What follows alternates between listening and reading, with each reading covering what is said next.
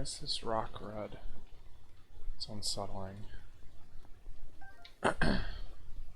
Oh.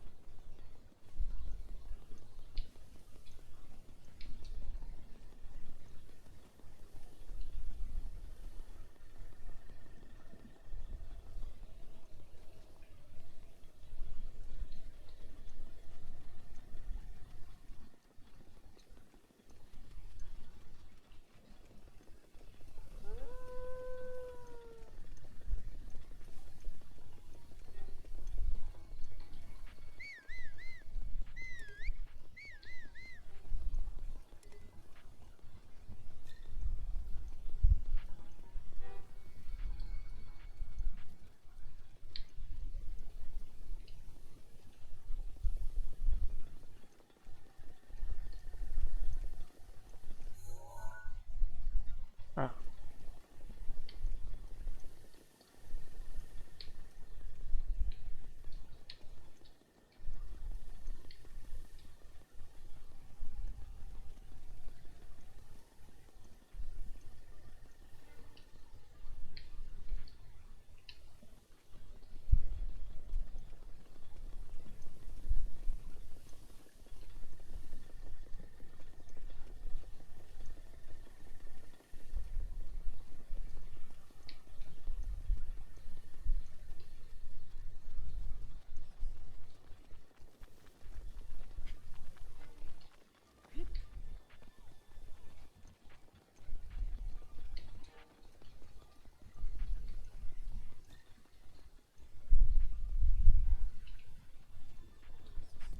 Okay. I didn't quite fix it, but at least my mic stands. Congrats.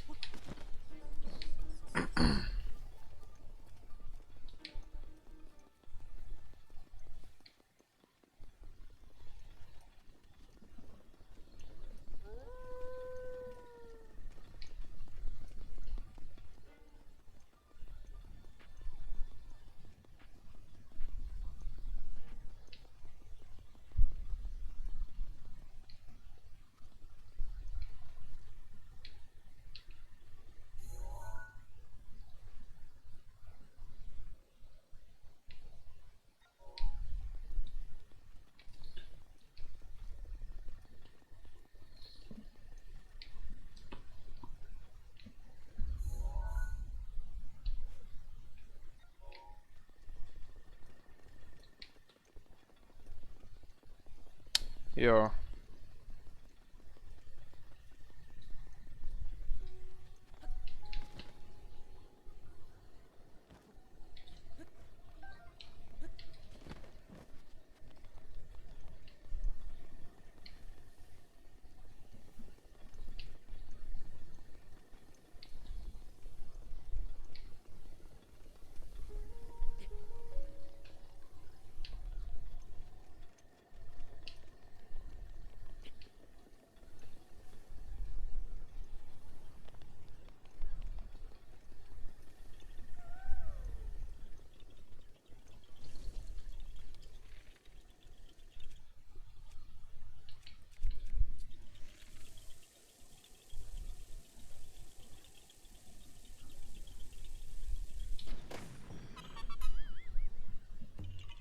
Yeah, haha. Hmm.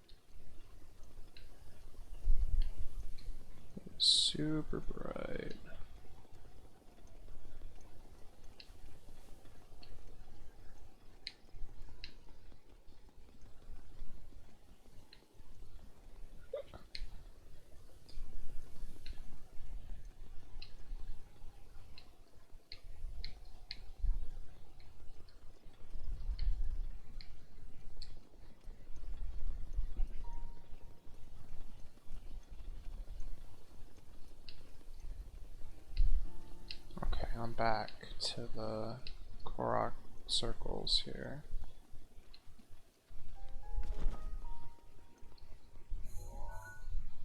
Yeah. Yeah, that's better than nothing.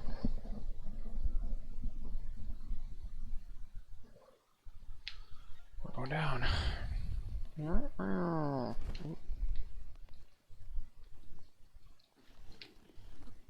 Thanks.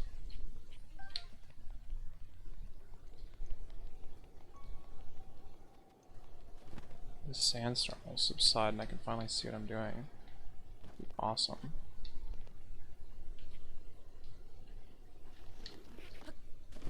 Yeah.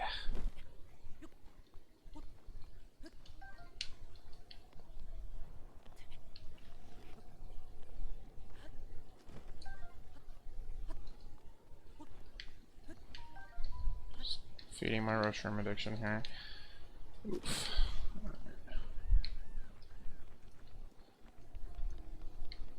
Oh, I've been here. I remember that bridge.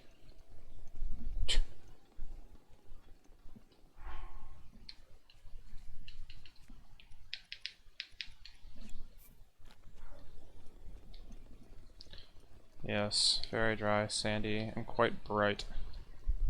At least on this monitor. Can't see jack.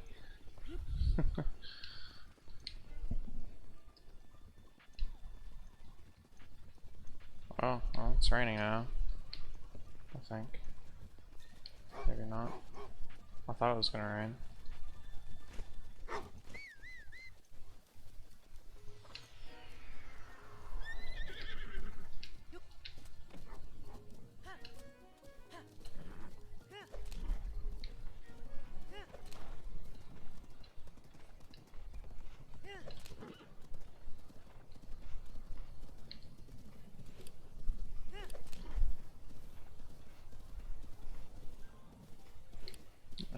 It's actually like storming. That's not great.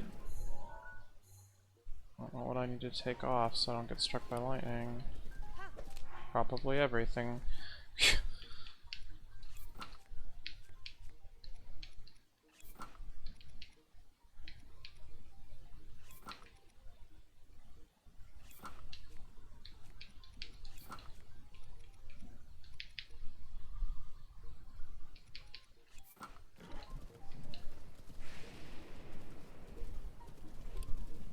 Yeah.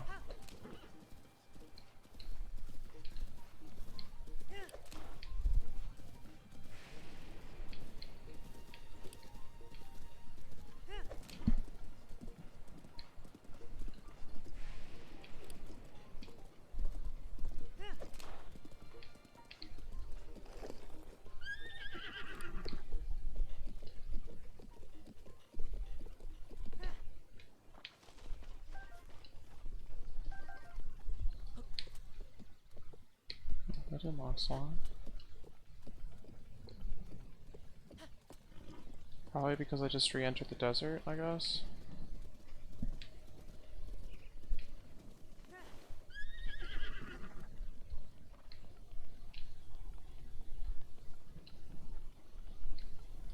Yeah, I guess.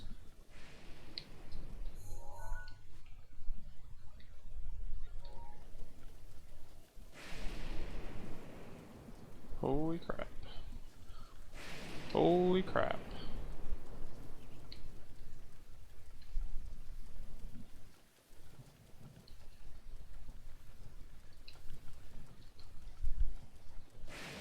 Oh my god.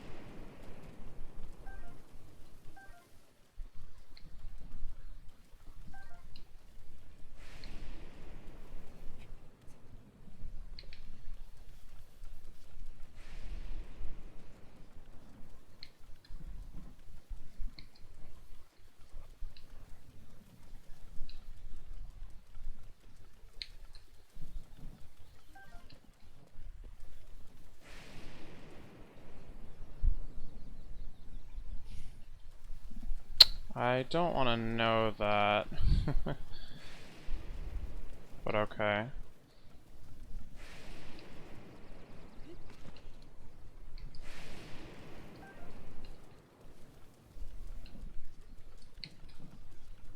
What's going on? Nothing. Alright. Looks like I have I have those, but it's not gonna stop me.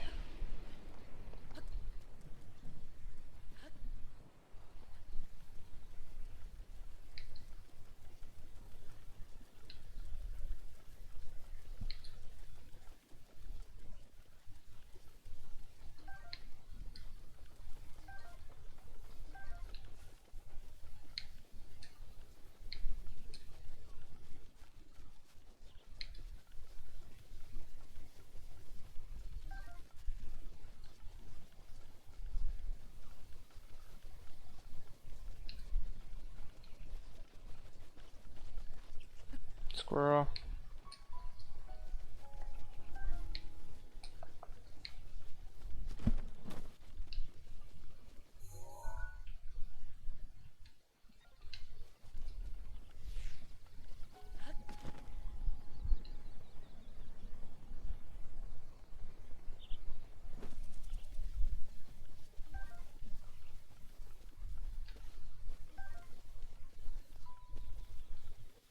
Oh, nice. Durashroom. Those are good. Excuse me. Oh, there's like a few of them. Wait, this place has like a lot of good stuff. What the heck?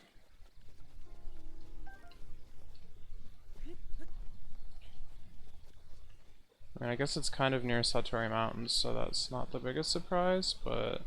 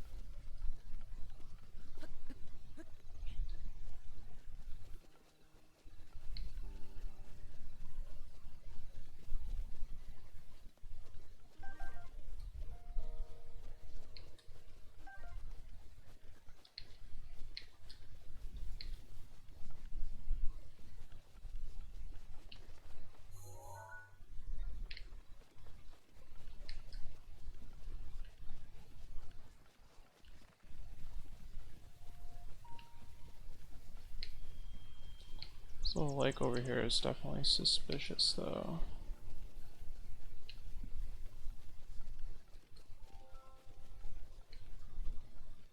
Ah, yeah, mushrooms.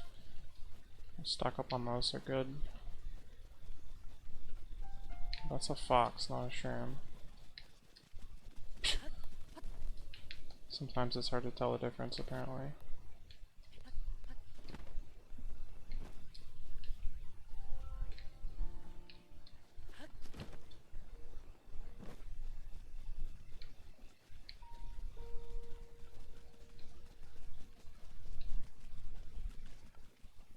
Wait, is this thing on like its own little mountain? That's cool.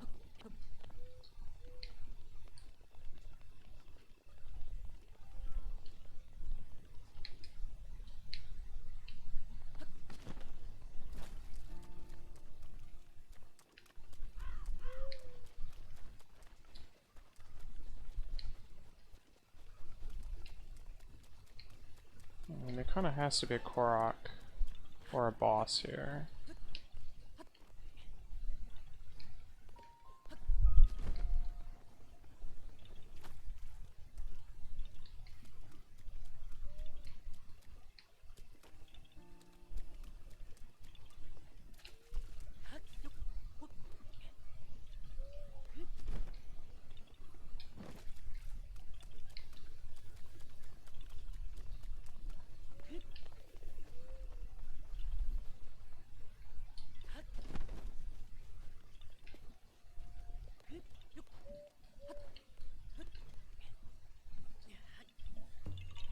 Yeah, haha! Yeah. I like the part where that knocks me off the tree as well.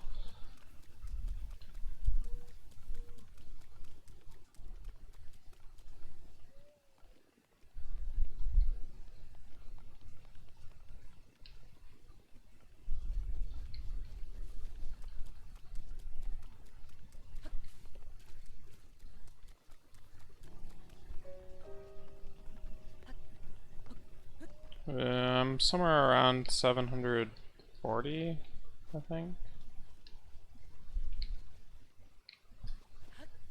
I'll see next time I teleport, I guess. Which could be a while.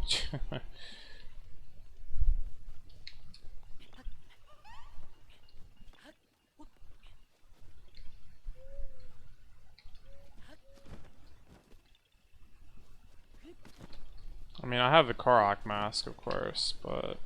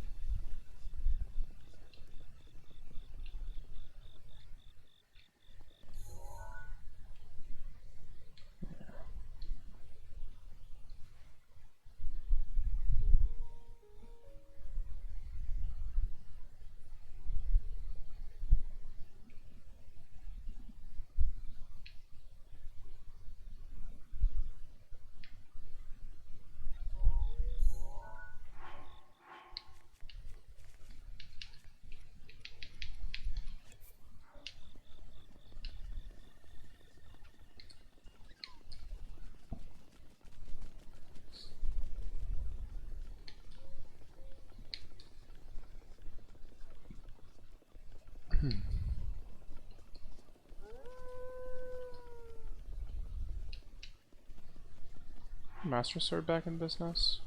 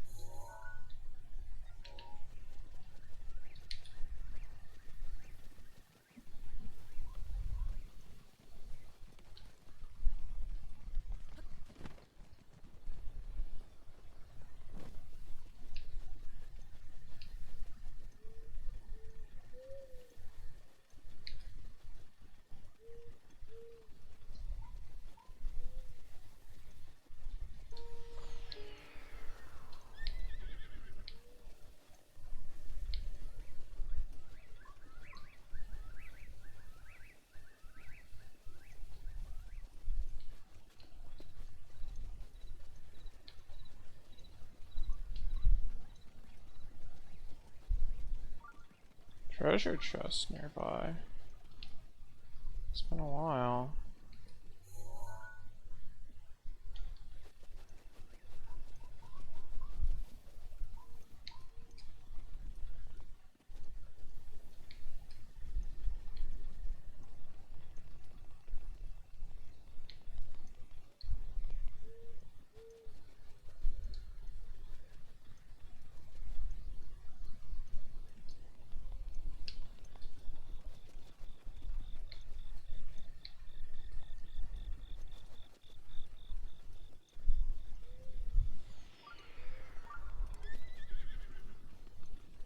Can't say I ever really traveled this path before.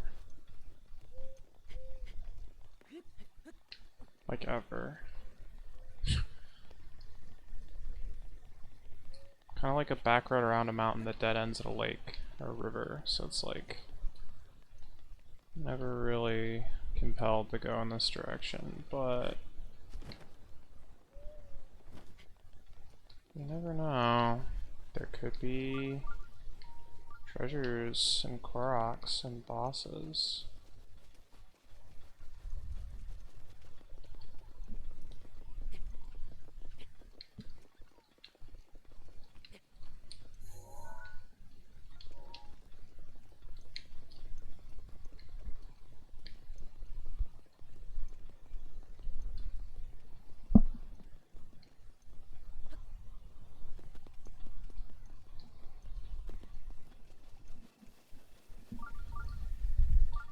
There's certainly a lot of trees.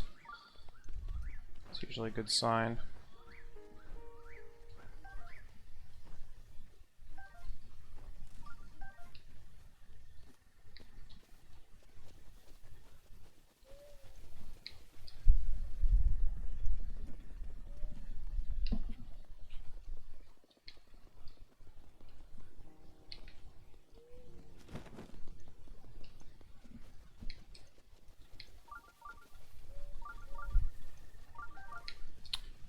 Dude, I think I've like more than doubled my total Enduro Shroom pullings in this trip already. So that's pretty sweet. I didn't actually have very many yesterday when I was like cooking stuff. I was like, ah, that's too bad.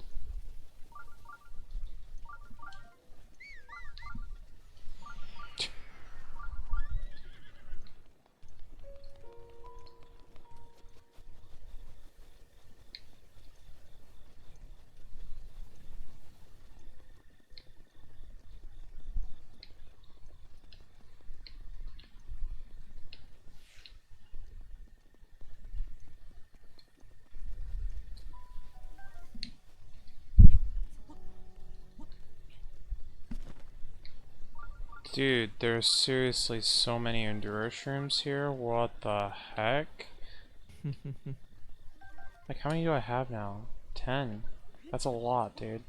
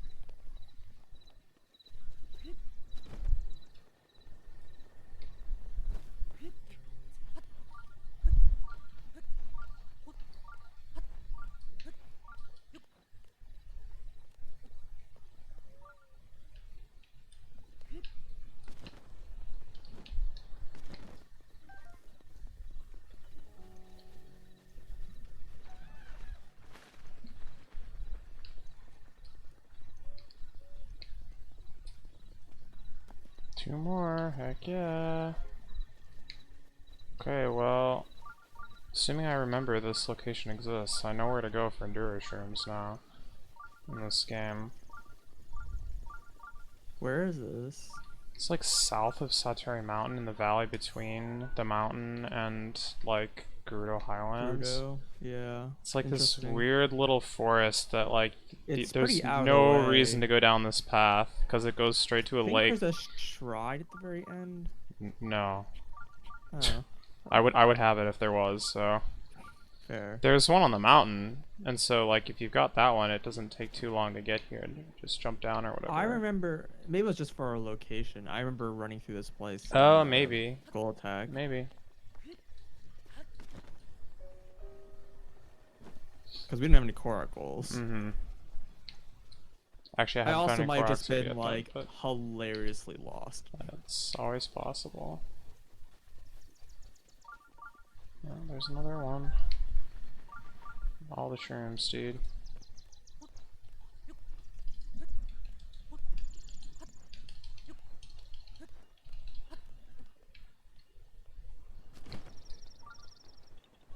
Aha! Found a Korok.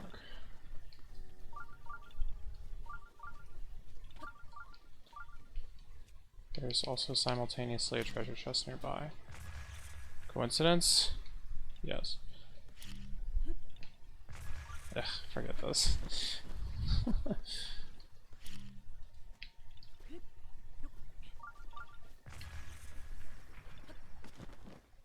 I didn't know Bob's working on that. Yeah. It's the cheap, but potentially slow way. But not really that much slower, because you probably have to equip a fire weapon otherwise.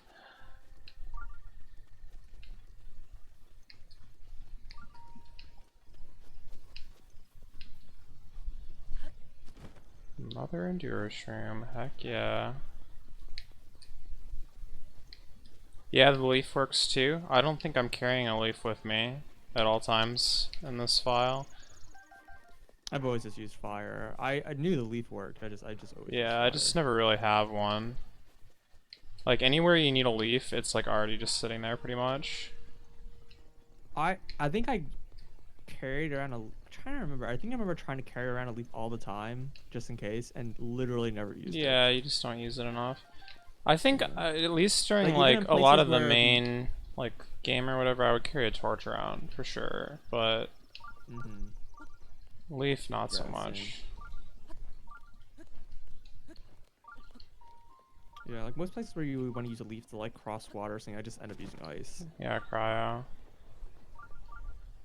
Just swim like.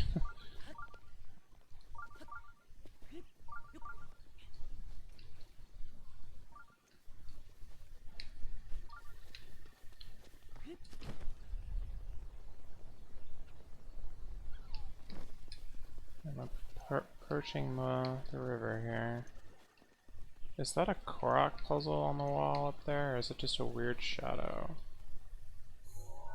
How do I, like, look in this game? There we go. How do I zoom? I think that's just a weird shadow and I'm seeing it funny. Alright.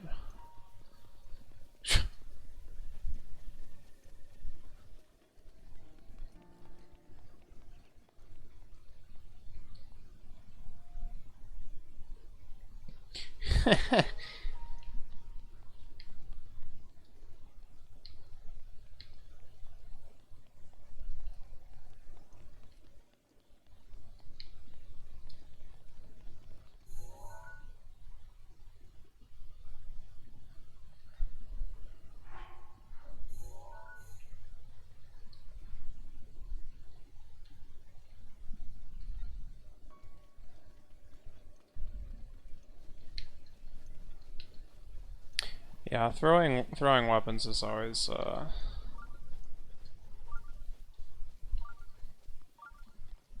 good one. I also like, I don't know, there's a lot of instances where using weapons in weird ways is like feasible. Like some of the like shrines where you need to conduct electricity from one place to another, you can just like use a metal sword. Like skip like dragging a block around.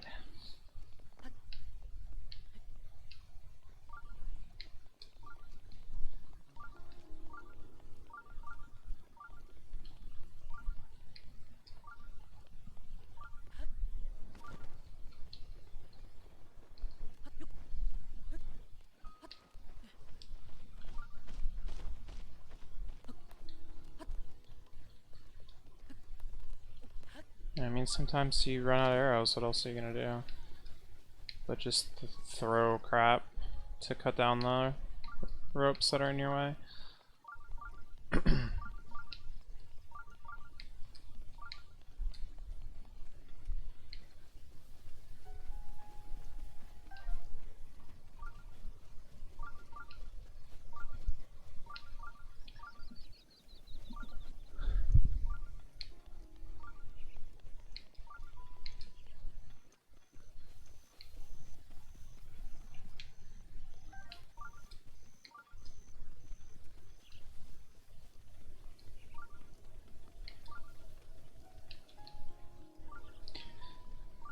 So do you remember where exactly on Satori Mountain this like patch of golden beetles was?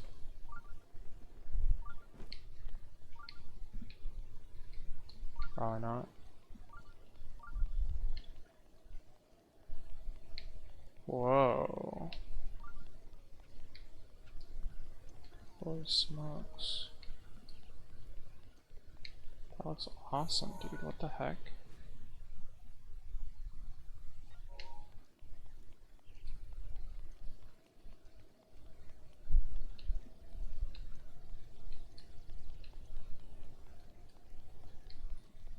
Better be a Talus. I'm gonna be disappointed if it's not. Oh god.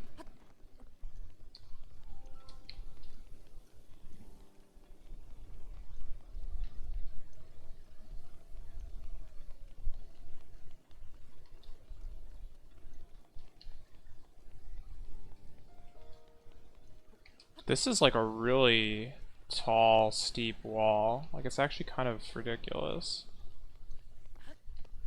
Now that I'm, like, here. Although, of course, the one across the way is even higher and steeper. Alright, down we go.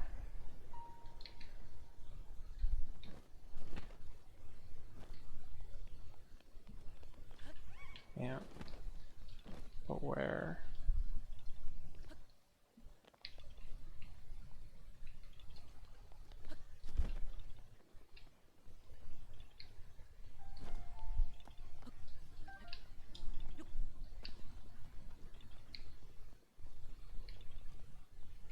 Aha. Aha. Good.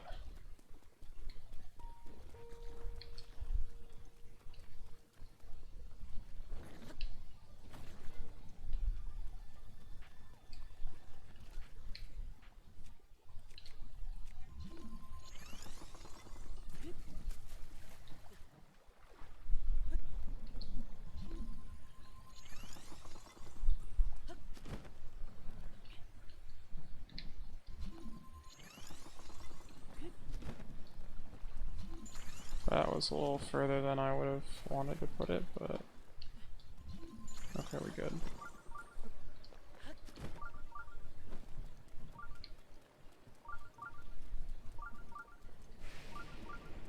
Heck. Not this again.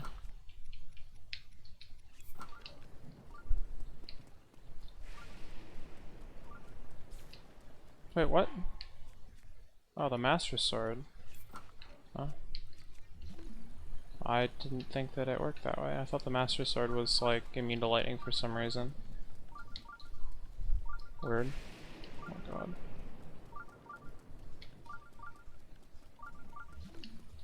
Where is this chest?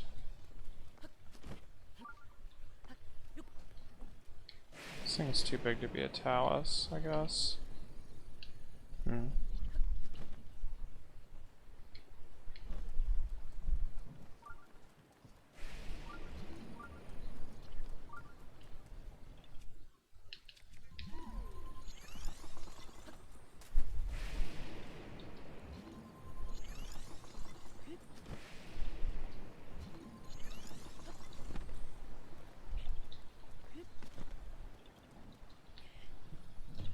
Aha! Doo-doo-doo-doo-doo. Whoops. Some pretty, like, fast-moving water here. I just jumped completely the wrong direction. Oh!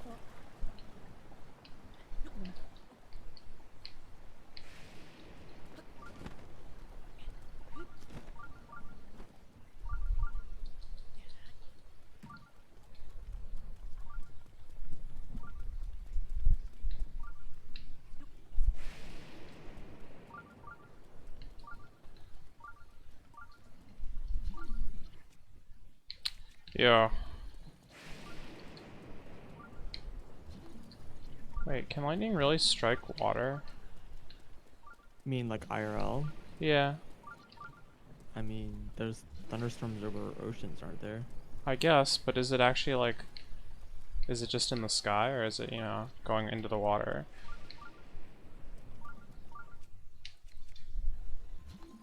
I don't know. I'm just... I can't say if I've observed it, but I wouldn't see why it wouldn't happen, right? Sure.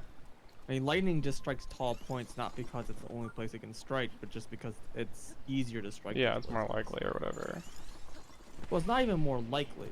It's just that it's easier, and so like electricity has like a buildup, and so as soon as it has a point where it can hit, where it can strike that like it's able to release its charge, it'll do so. Mm-hmm.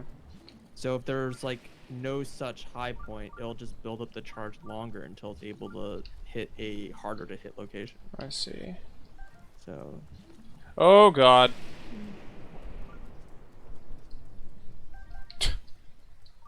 nice lightning strike. Just trying to help you out here.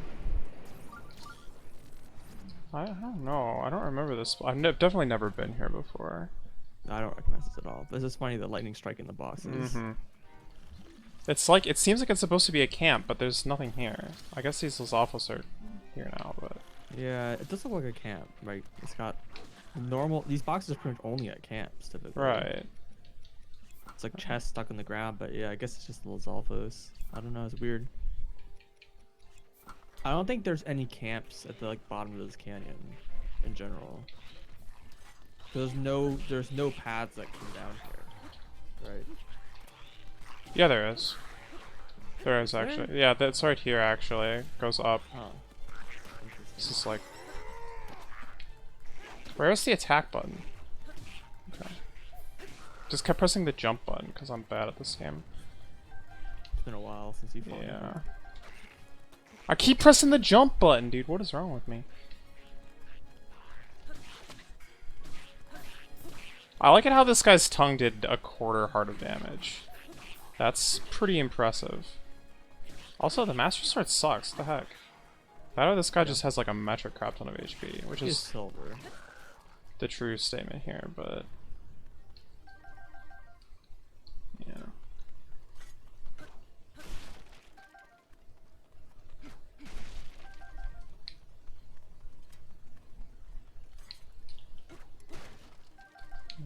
Yeah. I might as well just break it now while it's slow.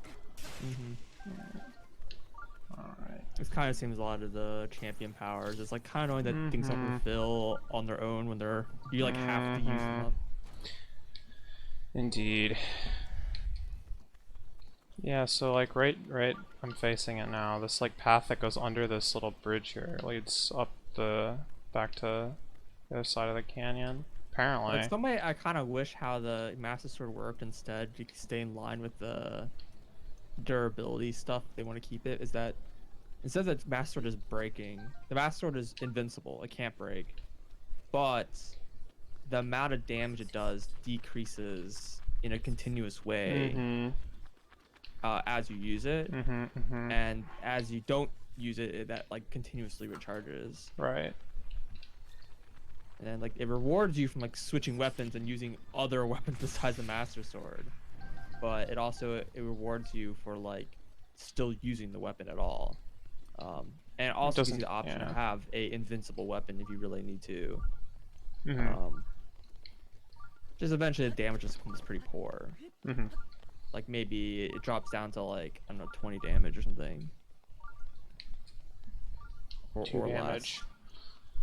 I don't think it should do no damage. I said 2. I know. Like That's stick. like, no. Stick level. That's like no damage. I mean, if it's Deku stick level, it's even stronger. It's as strong as a Master Sword, so it adds up. Fair enough. Yeah. Just in reverse.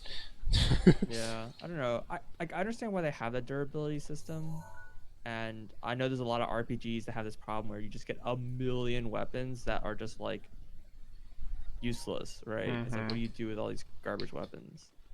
And like having to take Sell them them. to a shop or something and sell Yeah. them and use that to like forge newer weapons is like the traditional way of doing this kind of stuff. But like I understand that they wanted to like, this game doesn't really have as much of like the inventory management. You're constantly trying to like balance like the value of things to sell and like going to the store periodically so you can like offload items. Like it incentivizes you to go back to store. This game you can kind of be out in the wild indefinitely. You like never to go into town anytime soon because you never need to like stock up. Yeah, unless you want to like cook meals, is kind of the only reason you would. Yeah, and there's plenty of places to find like campfires just out. Sure, 'cause of yeah, all the that's true. encampments. Yeah. So like I do think there's like certain things that to gain from the way that it's designed, but I'm not entirely sure that some of those things are like necessarily like great things to encourage. Like I don't know. And like there are like you still don't like get away from the having to inventory management because like eventually your inventory fills up, especially early game. And like you're just like you keep getting weapons and you're like I don't know if this weapon's better or worse than I already have, and you like constantly keep having to like swap your weapons out or whatever. And it's really annoying. Yeah. So like in that sense, I think it's exactly the same experience as the normal encumbrance of gold items that you're looking to sell.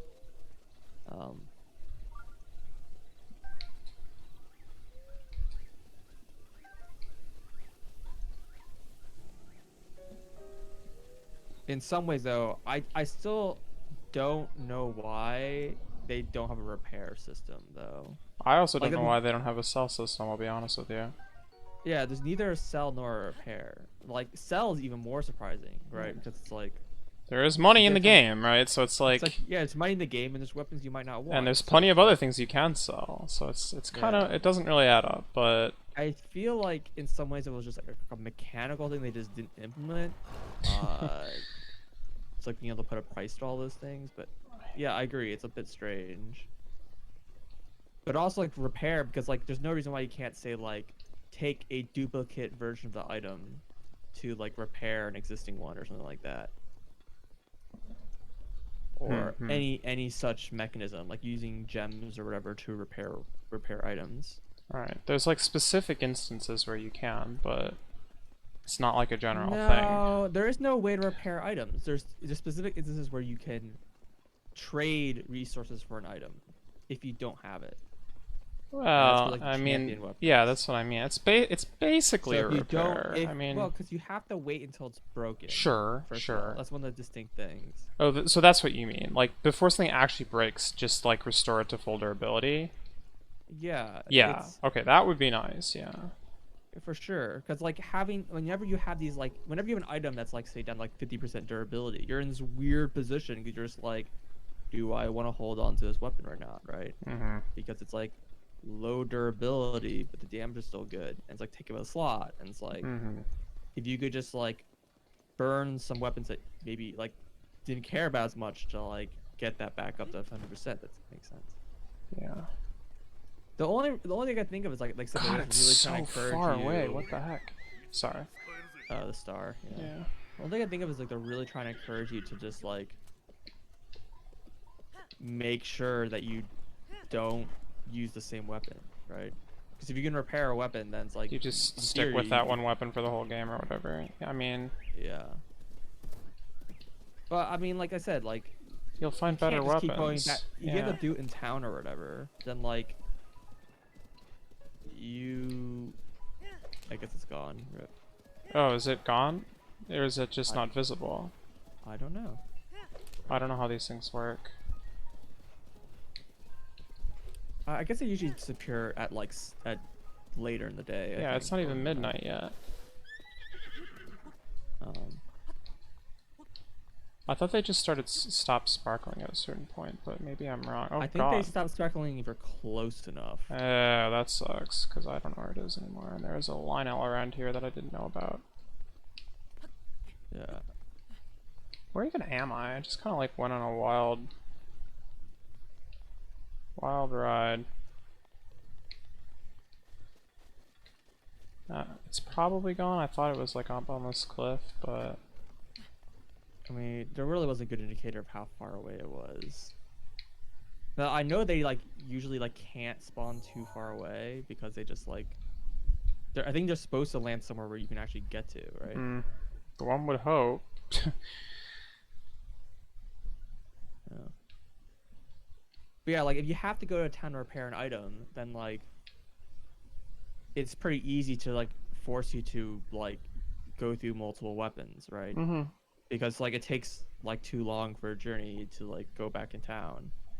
Now there are some things that kind of ruin that, I feel like, um, especially in the DLC, with the ability to drop a traveler warp Yeah. point. Yeah. It means you can go to town whenever you want. Um, Yeah. With Also, the literally no fact that this game penalty. doesn't have any like long dungeons, so you don't ever have this point where it's like you're concerned about entering a place where you're like might run out of weapons, and like there's just so few times where you might ever run into that, and that's like against like Ganon maybe. Well, and then there's like this is kind of a different situation, but there's also like um the island and the sort of trials. Trial of the Still Sword. calling it that. What the heck? Yeah, That's fine. but yeah, those are kind Um, of different situation in some ways. Because yeah, even if there because was a repair option, it wouldn't even affect them at all. Or, yeah, because you couldn't like go to town for those Mhm. things. yeah. And in fact, it would have made those things actually even more interesting because you're now in a situation that you hadn't been doing before, Mm-hmm.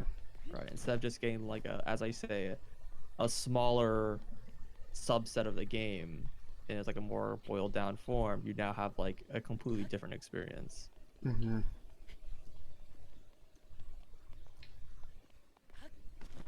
You know, I don't really fault Nintendo for like trying new things, and like I like not a huge fan of the durability system, but I don't like have such a problem that other Yeah. people have. Same. I think the game would have been better with some alternatives, honestly. But I don't fault Nintendo for, you know, experimenting with different ideas, and like I hope that they like basically take the feedback and rethink the durability system in a future game. Mm-hmm. Um, but this the idea of experimenting with something that just doesn't really work out. I think is something I don't have no problems with, obviously.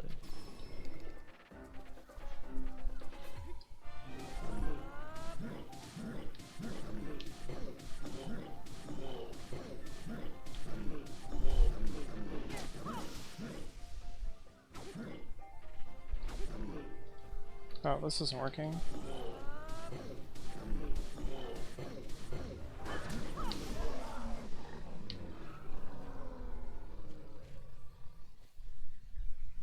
Oh, see you, nerd.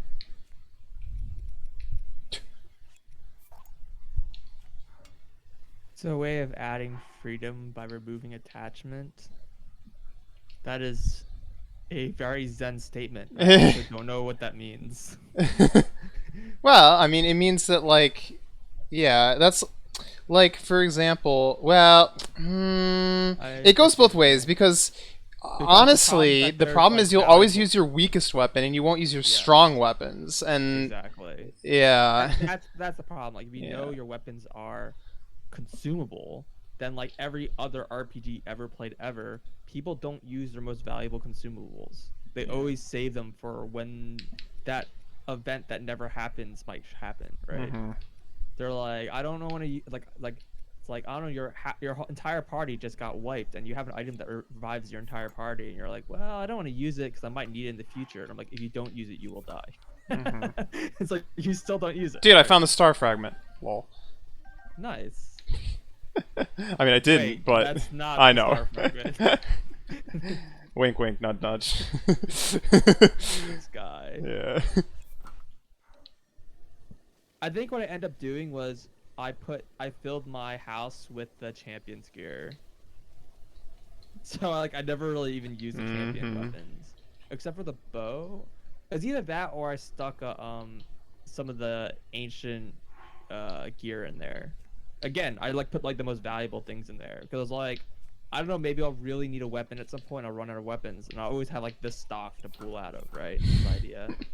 Yeah. And like I literally never went back to my house for them, and I'm pretty like by the time I like ever got to a point where I might even consider doing something like that, they were already like obsolete, Yeah. right? So like honestly, I think I would rather have a system that encouraged the player to use their good items, right? Yeah. And I don't think this game really does a good job of that, and I think very few games do a good job of I that. mean, Like it's in hard, general. yeah.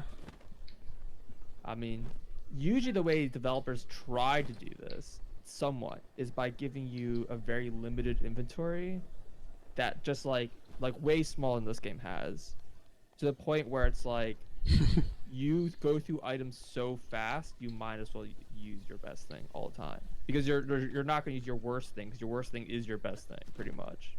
Hmm.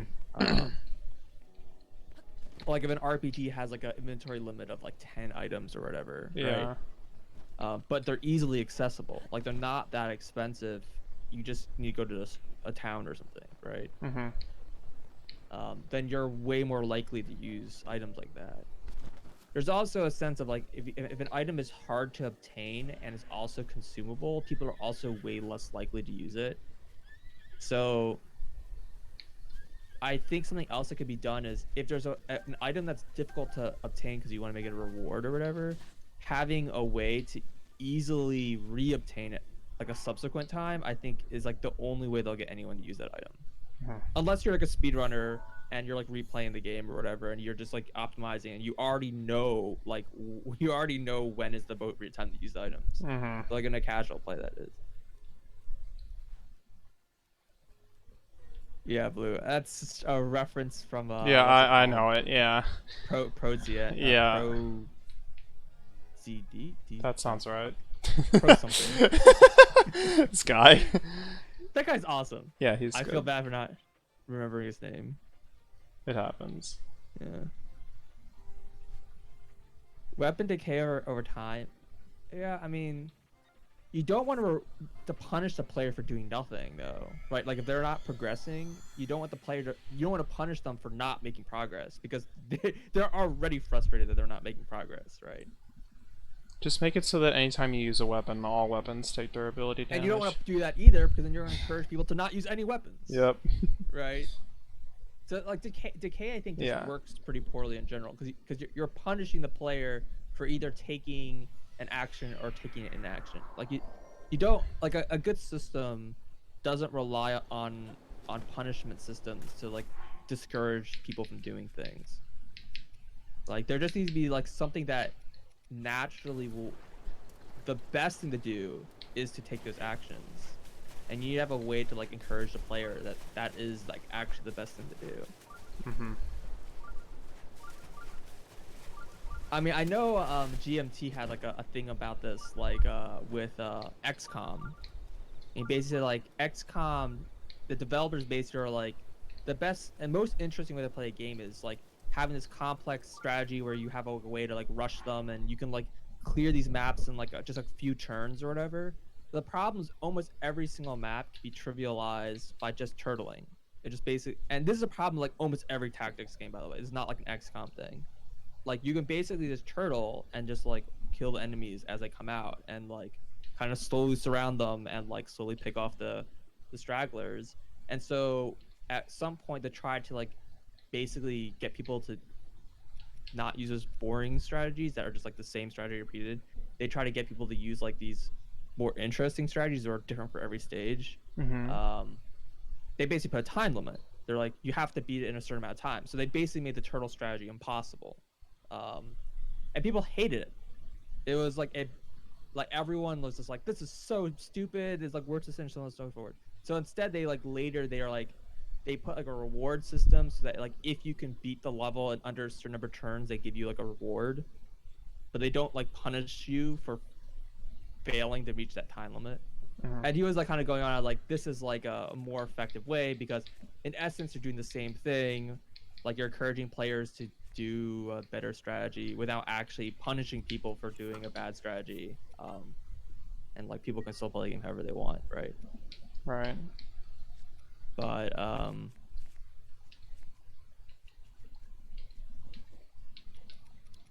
I don't really know like if that's still something I totally agree with. In some ways it still feels kind of like just patchwork. Like it doesn't really feel like a real solution. It's just like improving a system than like building a good system, you know what I mean? Sure. Um, everywhere else, Fire Emblem, where usually powerful stuff in those games are and brought through the break. I don't know. I played through one Fire Emblem game, and I can say that Turtle worked pretty damn well for most levels. Um, there's things that Fire Emblem does that punishes players for turtling, and I don't like what they are because they frequently are not. I mean, fair really. They're not fair to a new player in the sense that they will have things where they'll do surprise attacks. So like if you take too long to beat a stage, the level becomes much harder kind of thing. And so if you don't move your forces up fast enough and like together and so on and so forth, then like you're gonna get attacked in a really bad way. Um, and things like that, or there's rewards you miss out. Like there's some rewards like you can save a person or get some item. And you can only do it if you do it fast enough and so on and so forth. Oh, I don't The have an problem ancient I had with bow. a lot of those things is that as like a new player, you're probably not gonna be aware of most of those things, and then it's just kind of like because the way those games work is they're generally pretty easy for like a large part of the game, so you can do poorly and still like get through the game fine. But then you like will get to a certain point, like, you know, 2/3 or whatever through the game, where the game is gonna be like, you better have been playing this game properly up until now because it's gonna be fucking impossible now. And a lot of first time players are gonna get to that point and they're just gonna be like just hitting a wall over and over and over, like trying to make progress. And it's frustrating. You can't go back and fix the problem because the problem with I have with Fire Emblem is that it's, I mean, in OOT we would say it's NRA. Um, the problem is that you have these like single like time like event things where if you have dismissible content that you can't uh go back and fix a bad decision like later on. Um, you think you just slowly get easier and enemies start being upgraded? Yeah, I mean, Fire Emblem, there's a lot of things like this. Like in Fire Emblem, they usually give you, like the different party members that you have available. Some of them are like really good, but they like scale poorly. And so as a new player, you're gonna be like, okay, this guy's just gonna solo the entire army. I remember Fire. I know in Fire Emblem 6, I think, definitely had this problem in like the first like section of the game, the first like third or whatever, where you basically had like these ridiculously powerful characters in every party that was like so ludicrously powerful that they could solo every map alone, but they scale so terribly that like if you did that by the time you got to end game, you were just completely screwed because you're so under leveled. So Fire Emblem is like known for having all these kind of like noob traps, I guess, just in general, which I've always been kind of like. I could see why people like them because when you recognize that they're there and you play around them and you try to strategize like, oh, what is actually the best thing to do? Who should I actually give the experience to, and who should have the good items and so on and so forth. Um, is like an interesting like decision to make, just like this any other RPG where you have to figure out where you allocate your stat points. It's the same kind of idea, but in a different kind of way, which is interesting. But I just don't think it's very accessible, I guess is the way I would describe it. It's like I think the main problem I have with it.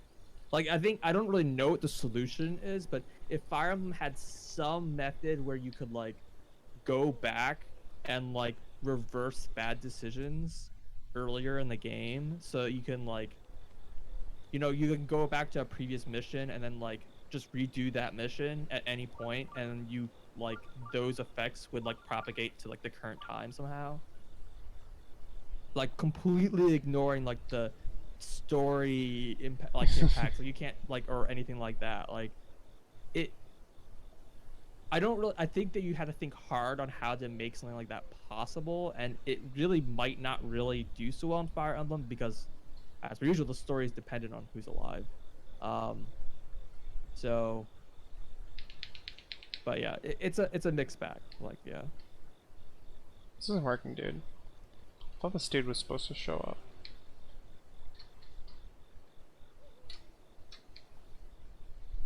A lot of new ones have ways to infinitely grind XP on normal difficulty. Yeah, well, I mean, the normal difficulty also has like methods where your characters cannot die, right? If you don't play like on classic mode, then your characters are all immortal at the end of the mission. And I guess again, it prevents a new player from being completely screwed. But like, I also think that that takes away a big, interesting part of the game, right? Like, part of the game isn't just figuring out how you can get past the mission. You're trying to like figure out how you can get past the mission without anyone dying, or as few people dying as possible, if you can't find a way, and like trying to decide like how far are you willing to, push this tactics game to like optimize this, and like what level are you willing to take the sacrifice or whatever. And it's just kind of interesting just because like I think it's just an interesting part of the game and different people can play differently. And I think that it's one of those games where if you keep everyone alive, the game's actually usually, and you keep people like leveled, the game's usually pretty easy.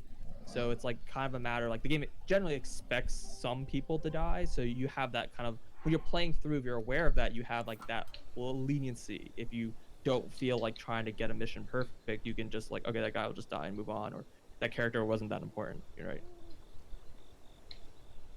um but I wish that there was a way to have that permadeath mechanic, but like not screw the player over with like um by completing the mission, right? Like you completed the mission and someone died and you just are screwed. I mean, there's people out there who feel really uncomfortable just reloading saves in general, right?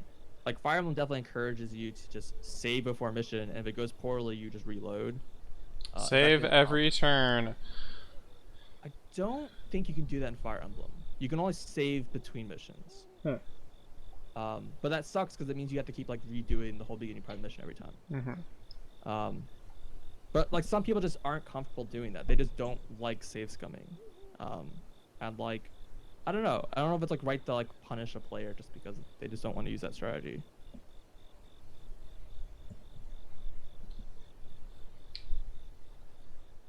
Requires fancy turn early section, and you give your frontline spoons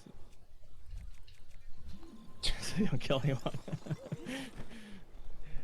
Yeah, I don't know. It's just each their own. It's just like, I'm not saying Fire Emblem is a bad game. I just don't think it's a very accessible game, and I don't think it's necessarily like exclusively a bad thing.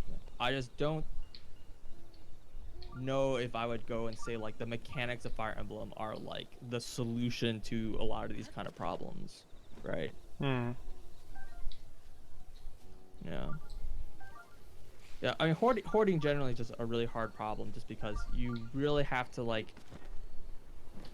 have a good way to like encourage the player, that you really have to give the player the idea that like using this one-time consumable item right now is like not a mistake, right? In some ways, I kind of feel like you almost need to like, even if they fail, like even if somehow it's a catastrophic defeat, like that somehow that using this item is still a rewarding experience, right? I don't know if I have like the answer to that problem. um yeah, I don't know. Paper Mario refund badge. I mean, even at Super Mario, I hoarded items. Yeah, same. Yeah. Well, yeah, same. And then I cooked them because I hoarded exactly the items that I needed to do all the recipes. Yeah, that's not on a first playthrough. No. Well, I don't know. I actually use items in Paper Mario more frequently than plenty of other RPGs, I feel like, but... That's fair. And I've talked to Only about this before many times, but the thing is, like, the problem is the games divvy out these items to you, both consumable and non-consumable items, at the point when the developers think that they are most appropriate to have at that point in the game. And that probably sounds obvious, but the idea is that like, if you get like a weapon of some strength, the idea is that is like the most appropriate time to wield that weapon. It's not gonna be too overpowered or too weak, ideally, right? If it's well balanced. Um, but the same is true for consumable items, right? So when you get a consumable item, when you get that item, that is the best time to be using that item. And like most game developers design their games with that in mind, but both players don't play the games with that in mind, and so they will hoard these items until they are no longer useful because they've become obsolete.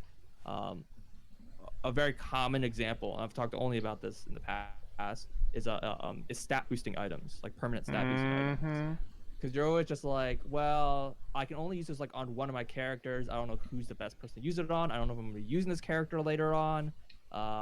There's like just all these questions, and you kind of just never really use them because you're just never really you're always gonna second guess whether or not it's the correct decision or not, and so players are more likely to opt to take no action because at least they're taking something that's not irreversible, right? I think that's it. Players are gonna want to default to the action that is like a safest decision. If they have a choice to do something that they can't undo, they're not gonna want to do it. But the problem is those stat boosting items are most effective to use when you first get them, Mm-hmm. because over time the proportionality of how much those stats boosts are worth as your character levels up becomes worse. I mean, And they're unless like of course way stat boosting items are percentage-wise, but unless that's they're usually not percentage-wise. how they work. Typically or not, yeah. Yeah. So it's like generally when I play through RPGs, I try to make sure to use stat boosting items as soon as I get them. Even if it's for a character that I end up like not using, I don't regret it because I have to keep in mind that if I save those stat boost items for later, they like wouldn't have been as useful anyways, right? So, and the same is true for just regular items too, but I mean I can't say that I'm like totally free of that, right? Like I'm guilty of that as well. I don't believe in this dragon dude. I think it's a hoax. You got lied to. I know he can show up here. I just don't understand these guys. Didn't like Swords or someone say that you can just sleep there I and he did. just appears? Yeah. That's what I did. Didn't work. Don't know. Don't know, dude. Try sleeping at like the middle of the waterfall, like because there's like multiple levels. So This instead of is being at the top. No, not the middle waterfall, but like not at the top, not the spring. I guess. Because I remember the dragon flies like through the canyon. That's like where the big waterfall is. Uh-huh. Um. But so maybe if you're like at the bottom of that canyon, it'll spawn, not at the top of it. I don't know. The normal healing items and stuff are always good enough to deal with the problem.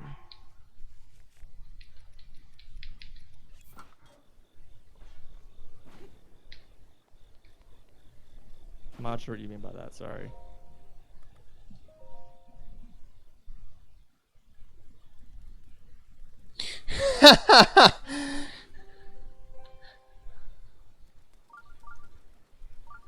I like it. That actually is hilarious. Again, I'm not really a fan of punishing the player for playing poorly, but that is actually just pretty funny though. Like if you had a character just randomly use items periodically, and it's like you better use your good items when you want to use it, because otherwise they're gonna be used at a bad time eventually.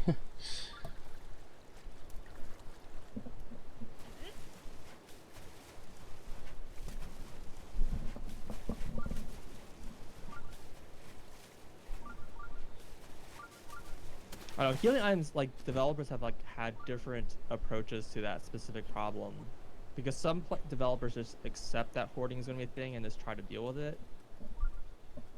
But like it's like the same kind of thing as like say, you know, there's this kind of deal kind of spills into a related issue with RPGs, and just in general with games of scaling characters. Is there certain things that like are really kind of important to be accessible early game, but like if those same things are available late game, they're just ridiculously broken. So like for example, inns, right?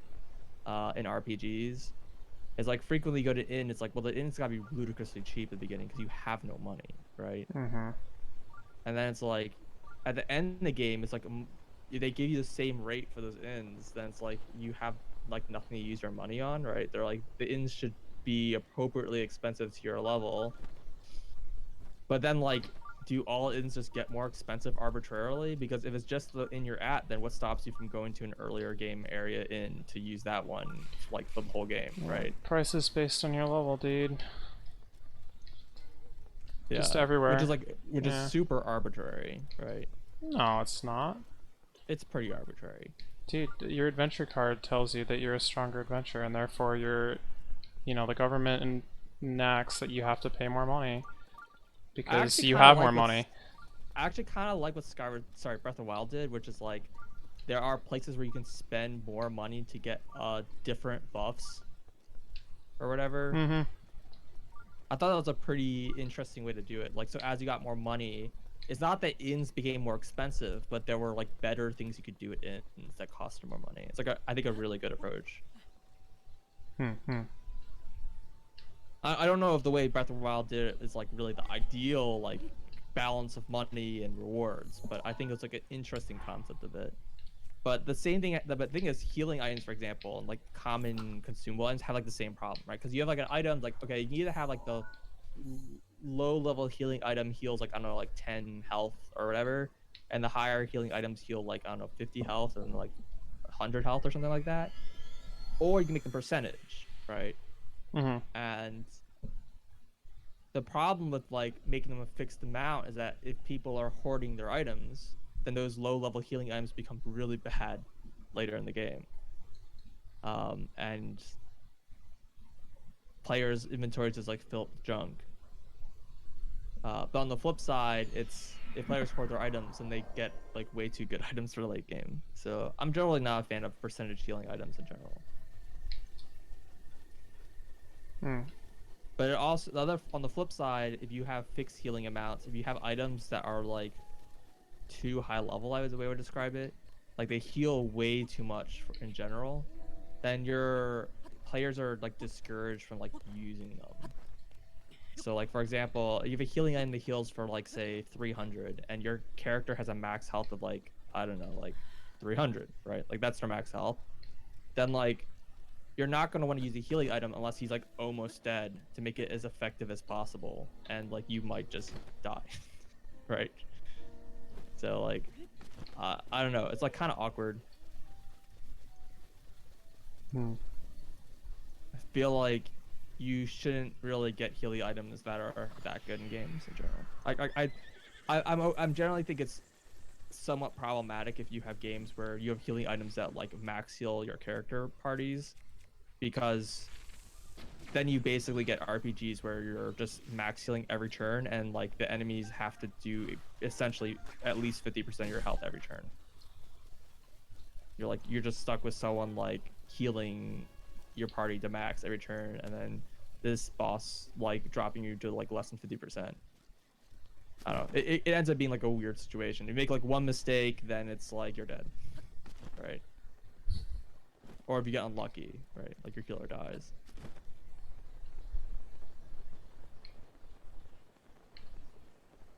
I think it's a problem just general game difficulty. I don't know, maybe.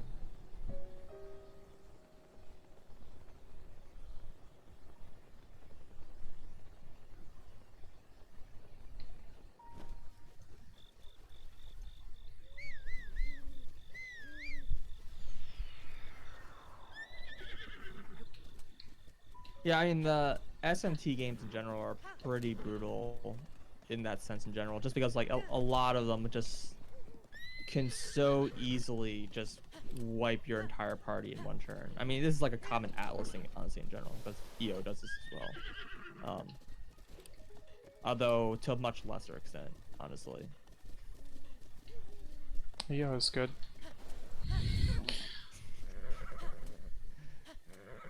And like I'm not saying this is like necessarily like a design pattern that shouldn't be done ever, right? I'm obviously not saying that. There are times when like that kind of challenge is interesting. Like maybe you want the challenge to be figuring out how the boss works and like knowing the exact pattern of things you want to do, right? Yeah. Well, especially when it's like far more complicated than just, oh yeah, I need to be healing every turn or whatever. Like, Well, it can get it can weird because you can also have like the flip where it's like sometimes he'll start feeling like luck. It's like okay, either he'll use this spell or he uses this spell, and I have to use this like other spell to counter either of those spells, but I can't counter both of them. So it's like hope I do this correctly. You know, you rock paper scissors them or whatever. yeah. Honestly, most the recent EO games haven't had that problem. Honestly, like usually you can either cover all your bases or you just know exactly what they're gonna do. Mm-hmm. I mean, the SMT games very much do stuff where the game punishes you for doing certain actions. And if you play a lot of SMT, then like you can just kind of predict those things. But Sure. even if you don't, like Yeah. you know, play through the fight more than once, it's like oh you use like for example, a boss will have there's a spell that just like instantly kills a party member, or maybe your entire team, just Yep. instantly kill everyone, right? Mm-hmm. But there's a spell that protects against that specific kind of attack, Yep. right? Yep. But there's also plenty of boss AI that like if you were to like use that counter attack or whatever, like the shield or whatever, then they're gonna hit you with like a whole bunch of really powerful other attacks that they Yeah. wouldn't have used otherwise. Right. Yep. So like the correct strategy is not to protect yourself from those instant death attacks and just like take them as they come and hope you survive them, right? Because like there's no way to really like protect. If you get really unlucky, then you're just screwed. Yeah. The alternative is to try to basically build up stuff so that like you have resistances of Right. it, so like you have decent odds, Yeah. but you're not immune. Yeah. I'm reminded of the super final post boss of Etrian Odyssey 1, Primeval, who's basically does like a combination of every single one of those kinds of things, where it's like basically he's got some, well, all three elements attacks that can use. There's a pattern to it actually, but if you don't know the pattern, you may try and put up like multiple elemental shields in the same turn just to get lucky or whatever. And then he'll just But expel them or if something. on the previous turn you use multiple of the same defense, he gets mad and does, I don't know, something bad. Yeah. But there's also things where it's like if you have more than 10 total buffs on your party, he debuffs your party. Yeah, And exactly. Like that kind of stuff will happen. it usually, well, actually I don't think that guy has this, but a lot of Etrian Odyssey bosses have a thing where like debuff skills will also like put some kind of status element on you, so it's like you don't want to go over that, because not only are you going to lose like what buffs you did have, you're also like poisoned now or something, or cursed or whatever. Yeah. Yeah, I mean, like the games have like a plenty of ways, and like I think a lot of these, like especially Atlas, a lot of these bosses end up being kind of like you have to figure out how the AI works to be able to effectively deal with them. Yeah. And like the bosses are specifically written in such a way to punish normal things you would want to do in those situations, and so you have to like times, yeah. run into those pitfalls in order to like figure out how to avoid them. But I mean, like, yeah, that stuff is like not accessible, right? It's like it's gonna be a frustrating experience unless you like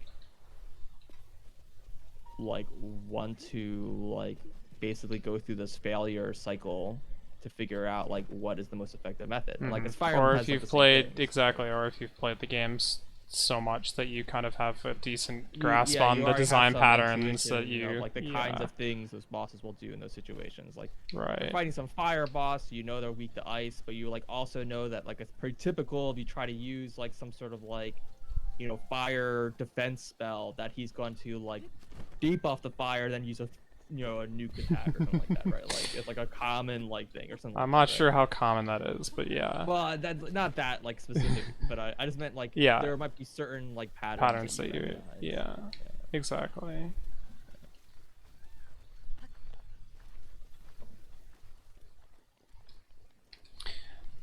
there's a boss in Etrian Odyssey 2, and I think it's Etrian Odyssey 2 Untold as well. It has kind of the same rules, except in Untold the boss is just way better, but that's true of everything pretty much in the game in Untold. But anyway, he has this thing where I think he's on like a 6 or 7 turn pattern or so,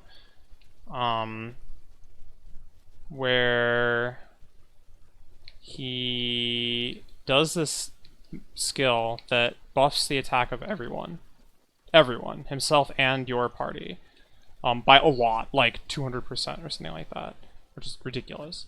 And of course you want to debuff him because that's just really bad. And of course you want to keep the buff because like now you're doing twice the damage, which is, you're never doing this much damage. It's just like ridiculous how much damage you do to this boss. He has like way more health than normal, of course, but just this weird like thing where like all of a sudden you have like this attack buff that you're not supposed to have. But at the end of like this 6-turn cycle or whatever, if your team has any attack buffs, he does this like really powerful physical attack to you.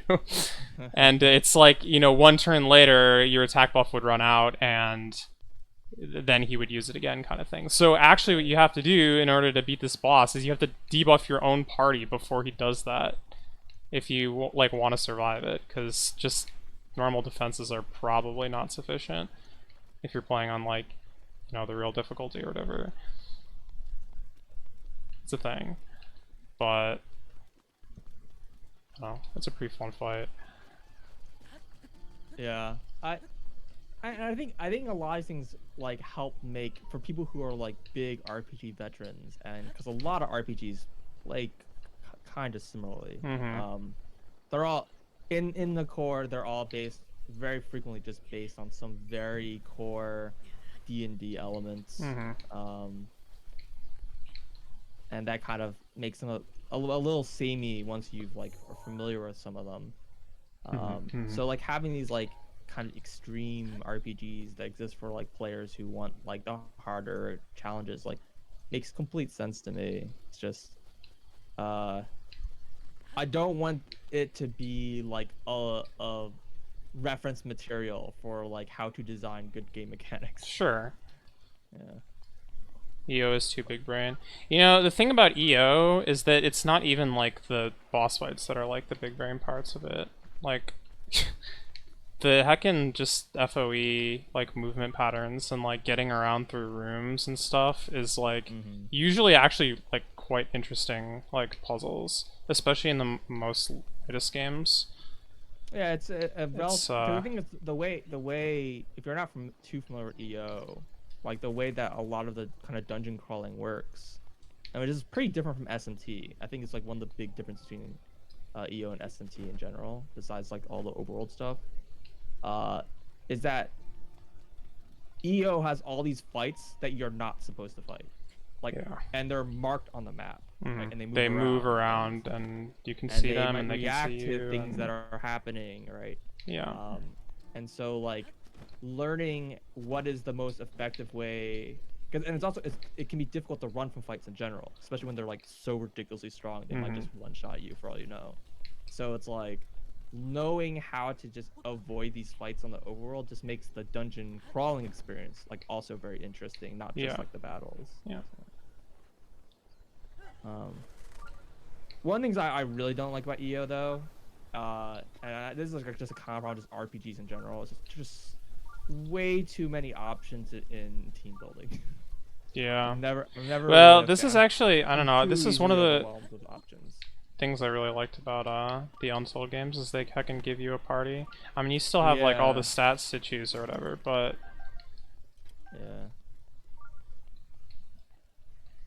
like I get like you want to have more options, because if you have no options then there's no choice and the game's boring, but like I don't know, I think there's a happy middle ground for this kind of stuff, especially when you're talking about like a game like the stuff where it's like building your team really poorly is a problem. And it won't be a problem really until late game. Yeah, it's it kind won't be of a problem in late game, then you have to basically, I mean, you're not screwed because you can always just make a new party whenever you want. Yep. So, but you could might just enjoy spend, grinding them back to whatever level your other team was at. Yeah, it's just really boring. And then who knows if that new strategy is gonna even work. Right? Yeah. I remember in the Etrian Mystery game, the Etrian Mystery game, they like really try to encourage you to just have lots of Lots team of members. parties, yeah. Yeah, so you had lots of team members and parties, and they all like kind of leveled simultaneously, Yeah. doing different kind of side tasks or whatever, but you like Mhm. weren't using them. And that way, like you have the option to like switch up your party if you want, right? Because you Mhm. already have all these other characters that are like leveling. But I wasn't really a huge fan of it because it was just such a management hell. It's like so much stuff I had to deal with, and just like Yeah. again, I have to like level all these people and choose what things they all get, and just like I'm spending so much time menuing and not playing the game. Yeah, well. Yeah. Etrian Mystery It's Dungeon just- wasn't it's exactly a just great not for game, me. but you know. Yeah, yeah. Yeah. I'm really disappointed in that game. I barely got into that game before I gave up on it. It's pretty unfortunate. 'Cause, yeah, whatever. Yeah. I love the Pokemon Mystery Dungeon games.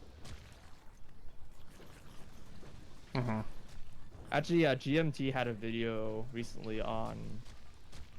Well, he had a video on basically the origin of RPGs, which is not the reason why I'm talking about any of these things, by the way. But I remember he mentioned some of those things. I was just like, yeah, these things like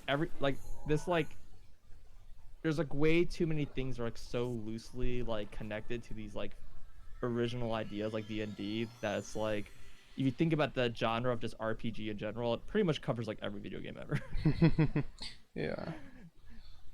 It's like, yeah, that's actually kind of true. Sovereign was it I don't remember which. You're probably. That's probably the one. There was a party member in Etrian Mystery Dungeon that would allow you to use some buff skill that I don't remember what the conditions were that you had to make this happen, but it made the buff permanent, and so you could just grind all your stats to 999 by like buffing your party members. It was What the heck? it was a thing, yeah. That's weird. Yeah, I thought you were talking about something else, like which No, I was just in Chrono responding. Cross, Yeah, there's a spell that you learn at a certain point in the game. yeah. I'm not gonna like give too major spoilers. I hope. All right. I okay. Just Because go on. you probably should play this. You get a spell that when you use it does nothing. Okay. The description is incredibly cryptic. Cool. You're like,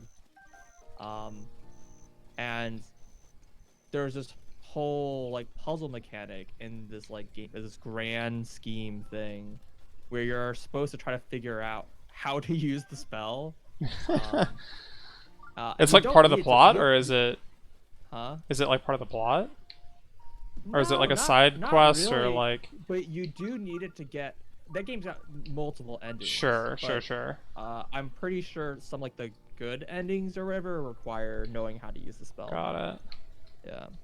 And they like never really explain like what is going on and how to use it, but they have these like hints in a few places. Mhm. Some of them are More some of them cryptic are than others, yeah. pretty dang subtle, and you have to be like actually taking notes to actually figure out what the heck is going on. And some places are a little less subtle if you're looking for the Yeah, right thing. sure. But I always found that kind of interesting, like this kind of like Mhm. I don't know. I've always been a stickler. Like, sorry, not stickler. I've always been a like had a soft spot for like cryptic puzzles in games that are optional. I don't know. I always find this fun. It's like you have this like extra reward for people who are like really observant and like really want to like kind of go beyond and whatever. It's like a very like it's a much more interesting way to hide like Easter eggs for players because it's like a much more because an Easter egg a lot of times like you found a thing and it feels like the thing you find has to be like worth the effort to find it, right? Mhm. But I like cryptic puzzles because the act of solving the puzzle alone is like its own reward. Yeah, At it least depends that's on who my you perception. ask, but yes. Yes, obviously there are plenty of people who are going to disagree with that. Mm. This is my own thing.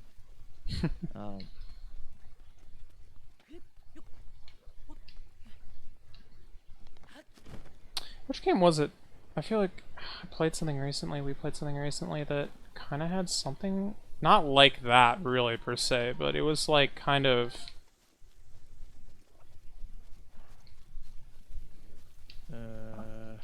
deeper lore, dude. I don't remember. Bunnies? I don't think so. I don't think that had. I got an ending. I didn't know if that was like an optional ending. There were two endings. Yeah. Okay, because I got an ending where I pet a bunny, and I wasn't sure if that was like forced or not, or if that was like one of two endings. It's the 100% ending, or the all bunnies ending. The shadow bunny. Yeah. Yeah. Okay, so that was like 100% reward. Yeah. Cool. I was not Yeah. aware of that. That's all it was. Makes sense. The eye door only opened if you had all the bunnies. Gotcha. That's Yeah. fairly arbitrary. Yeah, but it's also fairly expected. I guess. I guess I kind of would have wished if there was some indication of that's, what triggered that, Seeing as I didn't beat the game without that condition. Right. Well, yeah. I went into the house first, so. I did not. That's Yeah. why I thought that going to the house would be an ending. It was, yeah. I want to go the other way first because I don't know if this is gonna like put my file in a state where I can't like go back like just there is in many load, other parts yeah. of the game. Yeah, yeah. That's fair. Witness had that theme a lot.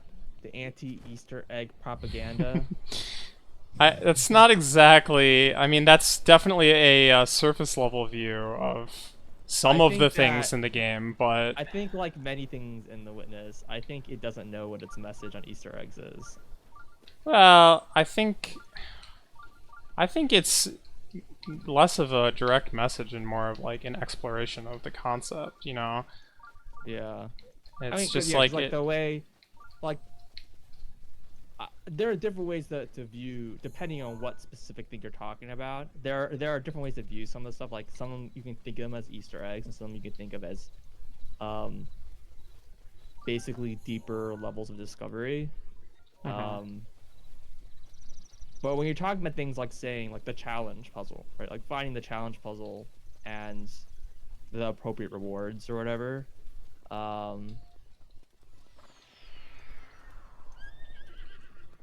It's like it is mixed because like yeah, there's like obviously it's kind of like in its own finding that and like doing it all is just this major reward of discovery and like it's like very exciting and all that kind of stuff and it's very rewarding because you did something that was hard to find or hard to do. Mhm. But the game rewards you with a lecture about how you shouldn't basically just waste your life away trying to find information amongst noise when there isn't really anything there. And you're just like, wait, what was the message here? Like, are you rewarding me for finding a secret, or are you like punishing me for finding the secret? In some ways, though, I guess like the way I guess I could view it in a way that's like the most sane is that it's because parts of the lecture do kind of say like, well, some of these things are quite likely to be like actual, right? Mhm. So it's like the idea that the pursuit of these hidden messages is like very glorifying, but you just need to be careful and like know when you've like gone too far, right? I think that would be my take of that moral of, like in the game, but Mhm. yeah.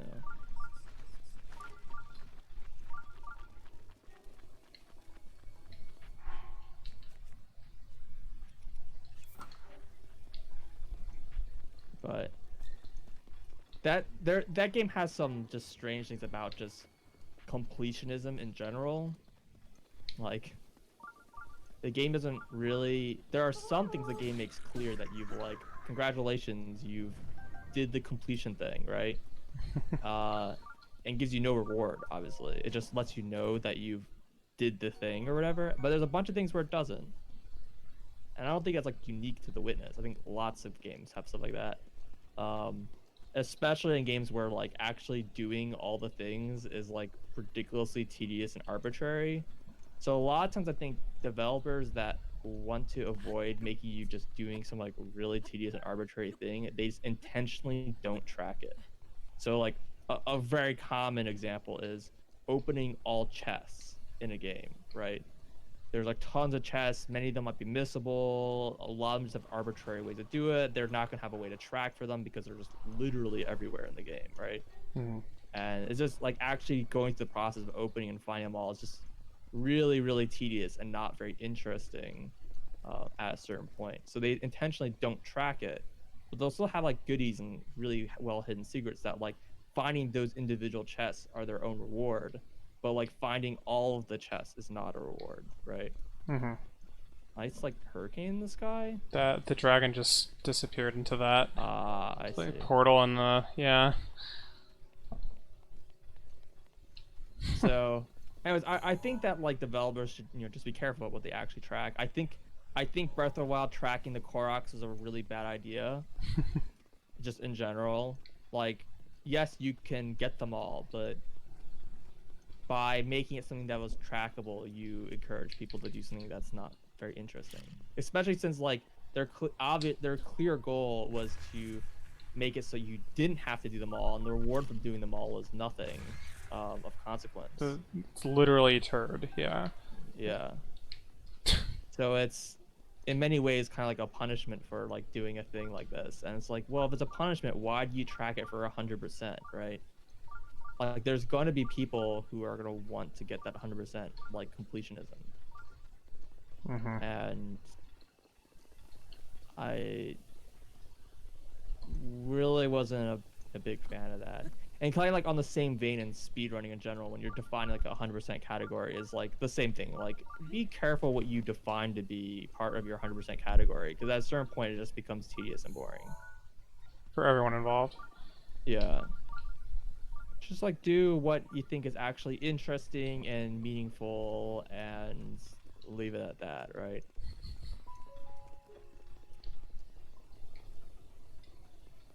Because otherwise it's just going to become a meme and no one's going to play it, and that's like not the goal of speedrunning. The goal of speedrunning is not to discourage people from doing runs. I mean, How unless you're one of effective is those it? people Always who, does. you know, has to make that category that only they will play because it's so bad that only they will play it, and then they have undisputed And world record sparkly stars. Heck yes. yeah, and now that they have the record, it's like been indoctrinated in stone that like it's the way to play the game and it cannot be contested, right?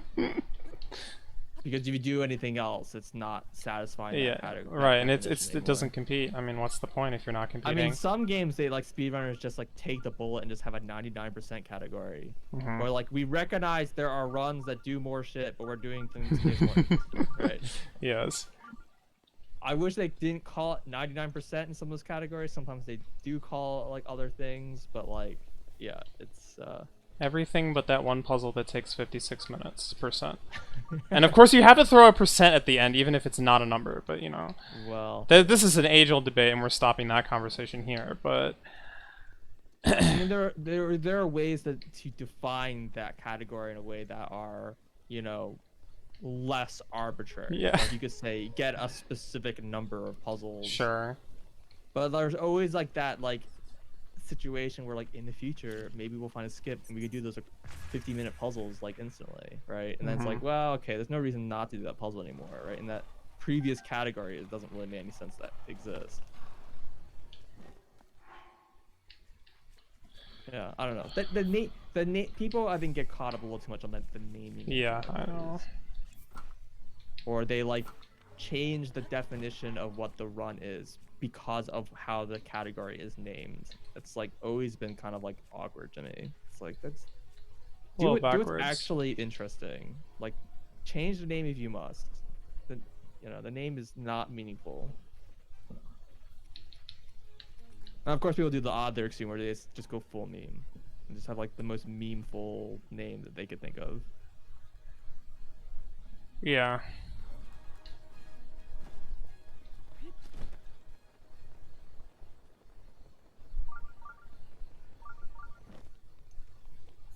Wait, what was I just looking at? The claw? Okay. I mean, I guess I could do with a horn too, that would be fine. But I think the claw is the one that I'm in the most immediate need of, which might be hard from this angle. He's moving fast, dude.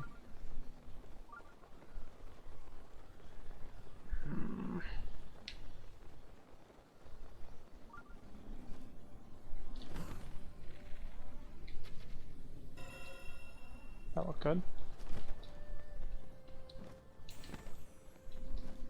Dude, don't put it over there.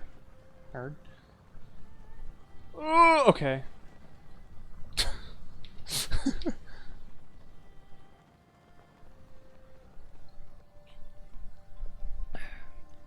Anyways, I closed that talk like hours ago. Yeah, I'm sure. Is he just talking for like 6 hours? No, it was like a 90-minute talk or whatever. I guess I missed the first like 30 Got minutes of it it. or something. And then he was doing just QA with chat. See ya. I think he was planning on doing like some sort of like he's gonna clip it together and make an upload on YouTube Yeah, later. yeah. Typical. There are a lot of things that I disagreed with. As he went on, he made certain claims about what he thought were appropriate things to do in games. That was just like, you probably shouldn't be making such extreme claims. Like, games are bad at storytelling and things like that. And like, Oh, he had basically, a whole video about that before. storytelling doesn't belong in video games, kind of thing. We should focus on like what games are good at. And I'm just like, hello, what? Just like an entire medium of storytelling that can only exist in video games. Like, what are you talking about? Hmm. How did I get over here? Wait, what the heck? Oh, this is not where I thought I was. I think he has like just a very specific perception that's like, gaming should like basically challenge the mind in an abstract way, kind of thing, and like make you open up your mind to a new way of thinking, kind of stuff. And if it's like not doing that, then you could have been doing that through like reading a book or something instead. Well, It's like if you aren't actively thinking about something, then there's no point of it being in a game, right? And I'm just like, I don't agree with that. Also, there's like plenty of like other things that you can use your mind for besides like actively making like some thoughtful decision on. Just there's more, as many philosophers will talk about, and I will continue to disagree with, but there's more to the mind than just thinking.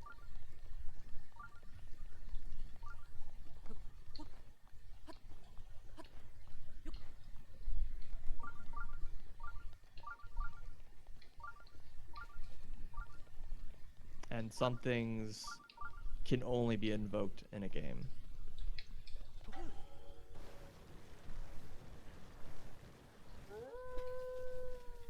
But yeah, that's whatever. I mean, the talk basically ended in a way that was very like kind of anticlimactic, though. It was like, it's like, but the truth is that no such game exists that can satisfy this problem, and I don't know what such a game would look like. So, before we talk about how we can even implement such a solution, we should first think about like what even like works like at all, right? And I'm like, I guess, he's kind of just posing this like this question to be answered. I guess the idea. He kind of like listed some things that he thought, some elements that kind of work well and some things that don't work well, and maybe we can use that to try to figure out like what the heck we should be actually doing in the future.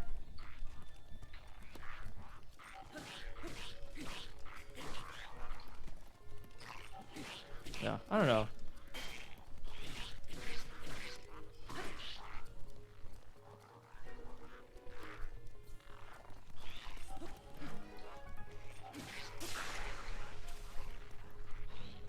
God, this like combat just reminds me of how much I hate Dark Souls 2 combat. Good. God, the locking system is just atrocious. Can't. After playing like too many games like Zelda or whatever, it's just you lock onto enemies with by clicking the stick down. That sounds impossible. Yeah. So what I did was when I played through the games, I just never used the locking system. And people like constantly complained about it. Mm-hmm. They're like, why are you using the locking system? I'm like, yeah, because the Because it's locking bad. system's really bad. Yeah. There's also like a whole bunch of things about the locking system in this game that are just like, In this game? really, huh? In Sorry, this game? and Dark Oh. Souls, that like really changes how you move. Like, so you're in a state where you're locking onto enemy, like all your movements are different in Mhm. a way that like I frequently are worse. Sometimes it's better, but like usually it just meant that in general it's just better to not lock on the things. Especially like a game that like relies on like iframes from rolling, and like your rolling is frequently stunted if you are locked onto an enemy. So it's like cool. Mm.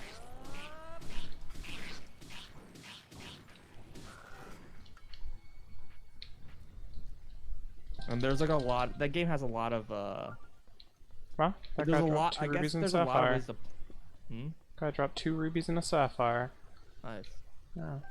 There's a lot of ways to like do combat in that game. Like has a lot of flexibility and like ways you can play. But that also means that if you're using like a particular play style, that you have these like horribly complicated controls for something that's very simple. Hmm. Like you have 4 buttons, like 4 different attack buttons. I'm like, what is this, a fighting game? It's like I have one weapon. Just let me slash. Why do I have all these different attack buttons? Vertical, horizontal, diagonal, stab. No, it's just left and right hand, and it's weak and strong. But there's also like other like statefulness. Like you could dual wield, and you can power stance dual wield, and you can, yeah. There's like a bunch of different states that like change how what's those buttons will do, depending on like on what weapon you're wielding and like what state you're in. Mm-hmm. And I'm just like, I don't know. A lot of these things could have been like removed. Like I get like why you might want to be in a situation where you like don't want some of these things, but it just add a lot of unnecessary complexity to the controls.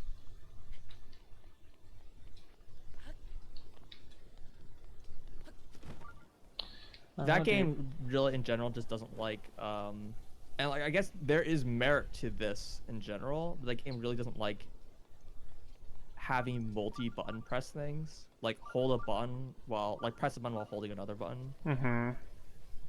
That's like very, very avoided in that game. And like from accessibility, there are like certain advantages to that.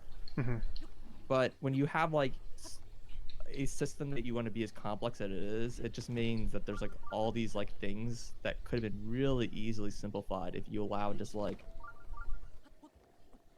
you can like half the number of buttons you needed by just like requiring to press like one hold a button while doing another button. Mm-hmm. Right.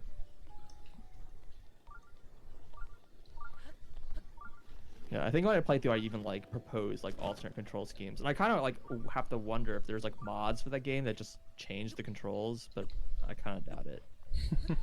But if such a mod exists, I would absolutely play through those games with like custom controls because do not care whether it's legitimate or not. It's just did not enjoy those controls at all. Holy shit. You have all game Skyward Sword controls. There you go. People seem to really not like the People seem to really not like motion controls in general. yeah. I can't say I fully appreciate why people don't like motion controls, but it is a thing that people do not like vehemently. Mm-hmm.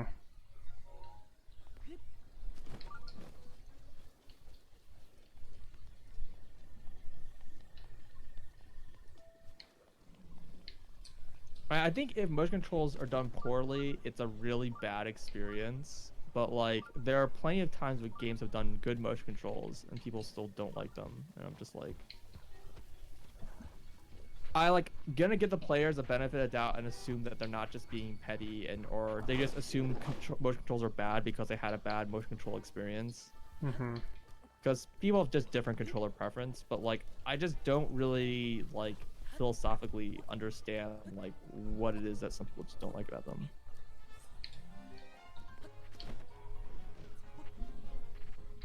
It's It's fine. It's too the player's fault. free, dude.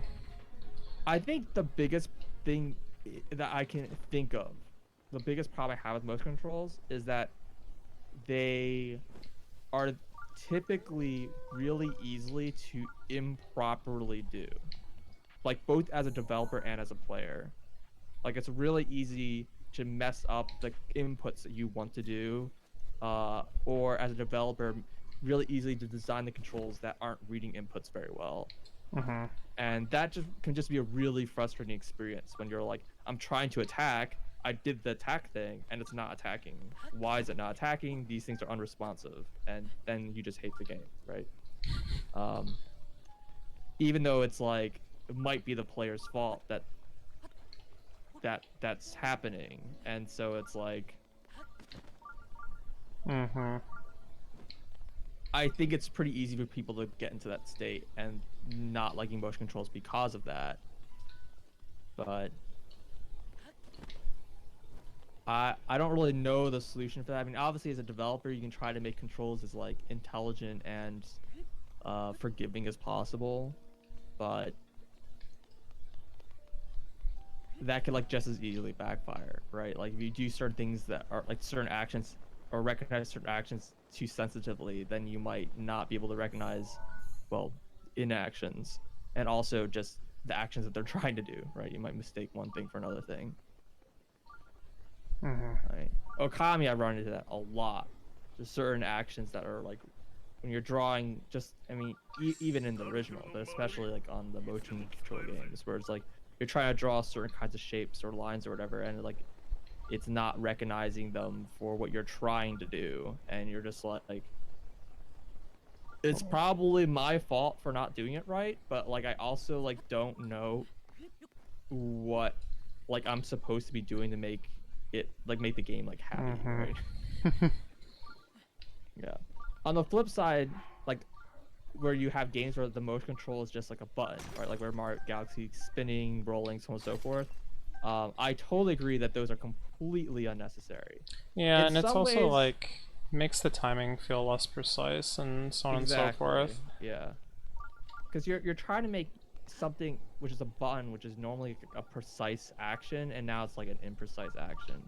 I think like the advantage of such a like a control scheme is that like you're able to give more ways the player can input commands without having them to like memorize like more button positions and stuff like that, right?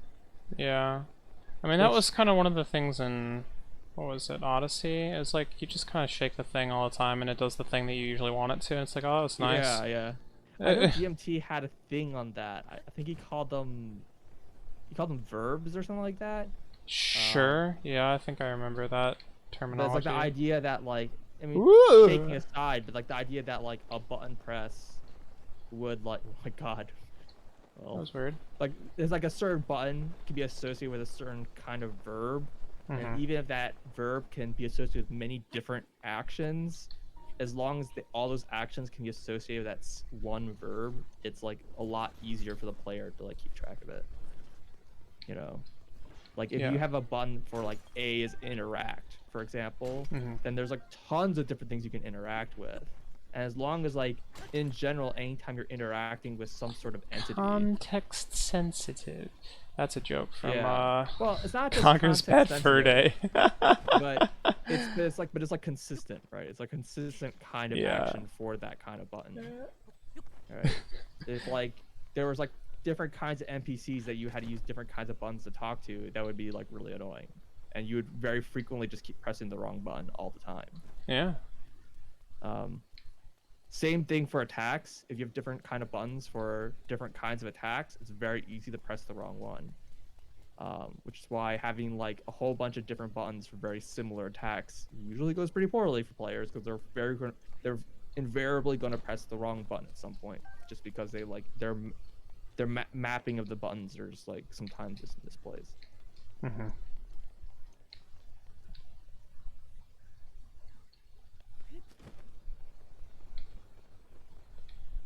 If something is simple enough that normally be bound to a single button, it bothers you. Wait, you mean just in general? Or you mean like versus it being bound over multiple buttons? Sorry, I guess I missed like a little bit of the context.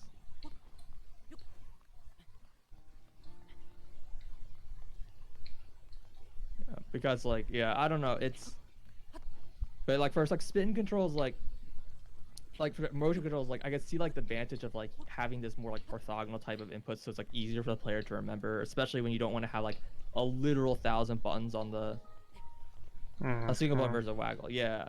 So like when like there's a certain advantage like when you don't want to have just like a million buttons on the controller, and then it's like you're expecting the player to just memorize more button locations and stuff like that. And I know like PlayStation and Xbox tend to kind of just like I guess the Switch too now, they tend to be like, you know, F it, whatever. You have a million buttons kind of thing. I guess the Switch actually somehow still isn't quite as bad as like PlayStation and Xbox, because they still have like they keep adding like more weird buttons, but I don't know. Like the PS4 had their like they had like a touch screen on their controller, which was also a button, and I actually don't even know what games used it. Um, but it was a thing that existed, right? They had, like more like weird kinds of inputs Yeah, that sure. were I like mean, most of the controllers we have nowadays have like hacking microphones in them, right? So yeah, yeah. God, mic stuff is usually terrible because mic technology is just garbage. yeah, it's funny how it's like, oh, I don't understand why motion controls are so bad, and then 2 seconds you turn around and say my controls are all suck. Yeah, but the problem, I think the problem with mic controls are it's clear. It's just because the technology is Yeah, really bad. exactly. There you I go. think, I think in well, I would say I think in like if someone made like a voice controlled game more today, I think it would do much better. Um, I don't know if the Dude, when are they microphones like gonna release Hey You Pikachu for the Switch? well, there's like a game. What's it called? There's like a horror game, like a pretty famous one. That like every streamer apparently has to play at some point. Uh, I it's haven't like played it. Sorry. there's like some horror game. You're stuck on like a spaceship, and you're an operator telling this girl like I don't know like if she's like some sort of like special ops or something like that. I don't really know exactly what's going on, but she she's like you're kind of giving her instructions with voice commands to like tell her to like survive and how to like make progress in puzzles and so on and so forth and so on and so forth. Yeah, Hmm. Lifeline, that's it. Thank you. Um, the problem is that game, first of all, it's way too ambitious. Um, Hmm. but as you would expect. But the problem is like the voice recognition is so horrible. Like you watch streamers and they're just like yelling into mic a word over and over. It's like pick up the paper, and she's like leave the room, okay, and you're like no. And that's like it just it's so riddled with like technical problems that it just makes the game like unplayable. Mm-hmm. Yeah. Um. I I don't know. But you also kind of get back as you're saying with the motion control stuff. It's you're it's you can't have like a precise control with like voice controls. Right. And in fact, Yeah. it's even harder to have precise controls with that than like motion controls. But at least with like instead of using a motion control for like a a button press, which a lot of people don't like because you're just making a precise action less precise, versus like say a tilt control where Mm-hmm. it's it's an active, you're getting live feedback of like the thing you're doing, and it's like a new form of action that you couldn't do before. Like effectively replacing an analog stick with tilt controls. Yeah. That could have done exactly the same thing. Except it feels Um, better. well, Honestly, two yeah. things is you have an extra degree of freedom, or sorry, yeah, you have an extra degree of freedom because you Mm-hmm. actually can't really do it with just one axis. You technically need 1.5 axes, or because each stick is 2 axes, to actually be able to do the tilt controls. Um, that being said, the third degree of freedom is the generally fairly useless in most contexts unless you specifically make a puzzle where you need it, right? Mm-hmm. Um, but yeah, so but they come in and they're like interesting, but and I think they're like natural. But I think the important thing is the fact that they're like this live feedback of like a thing you're doing instead of like taking an action. Like in your mind, you're like, I want to execute an action, and then you physically do it, and then like you see the response from the game, and there's like this whole like feedback loop that takes so much time to happen, and then you're like, was that the action I intended to do? Like this like feedback loop. It's like this happens for like a button press because like the extra time delay from actually executing the action and like the time delay of the game like presenting that action is like longer for motion controls, like makes that whole like experience like very very slow and janky. But like when you have like a tilt controls, it's a much more live loop, right? You're not there Mm-hmm. isn't like a do action, get feedback, did it work kind of thing. You're just constantly doing this like you're doing an action and you're seeing it happen, and since it's happening like one to one with your action, you like that you stop doing that feedback loop, right? You like know like there's a more physical link with the physical thing that's happening in your brain that you can have the feedback with reality instead of with the game, which is like way way faster than anything a game can present. um, so I think there's lots of advantages to that kind of system.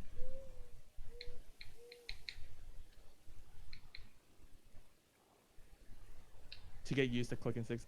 I hate clicking the sticks. Like L3 and R3 are just complete banes of existence for me. And I think I get, and this is someone who's actually played like a decent number of FPS games, and I get that they're like really really common in a lot of these games, but like the problem is that like based on just like how you hold a controller or whatever, a lot of those kinds of buttons can just be unusable.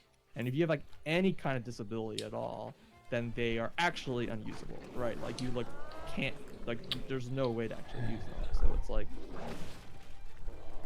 I think there's something that should just be avoided at all costs. I think if you want to include them because you really need more buttons in a game, you should reserve them for something that's like a relatively rare and unimportant action that doesn't require any time sensitivity. Um, Mm-hmm. but yeah, I really don't like L3 R3.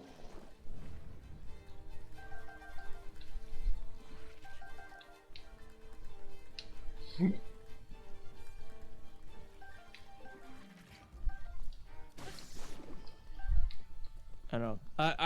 Whenever I see L3 R3 stuff, it's like it's a prime example of like games that have with too many buttons. Like I guess my philosophy is like if you're at a point where you need that many buttons, you should really rethink your controls in a way to make them simpler. Because you don't need a control scheme so complicated for the game to be interesting.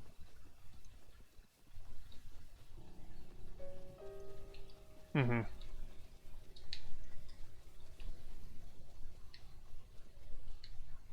Even as a rare acting.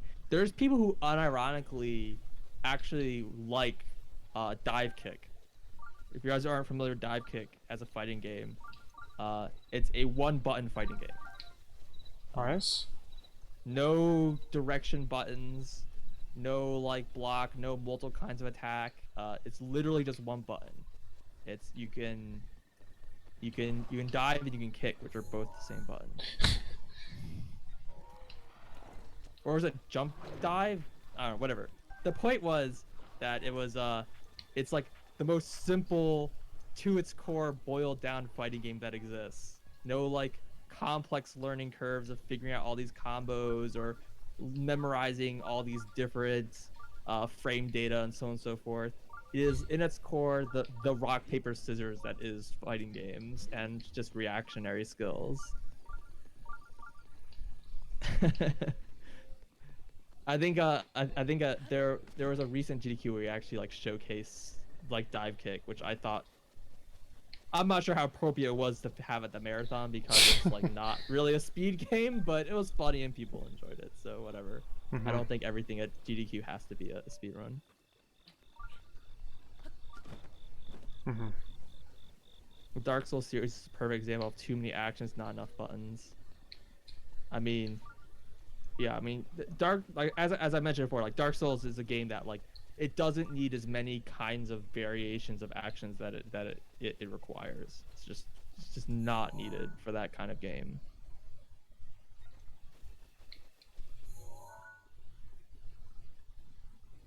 There's like so many control schemes out that already exist that do pretty much the same thing as Dark Souls does that don't need anywhere near as many buttons to do those same number of actions. It's just like part of the problem is that, like I said, they refuse to hold 2 buttons at once, which is like, I don't know.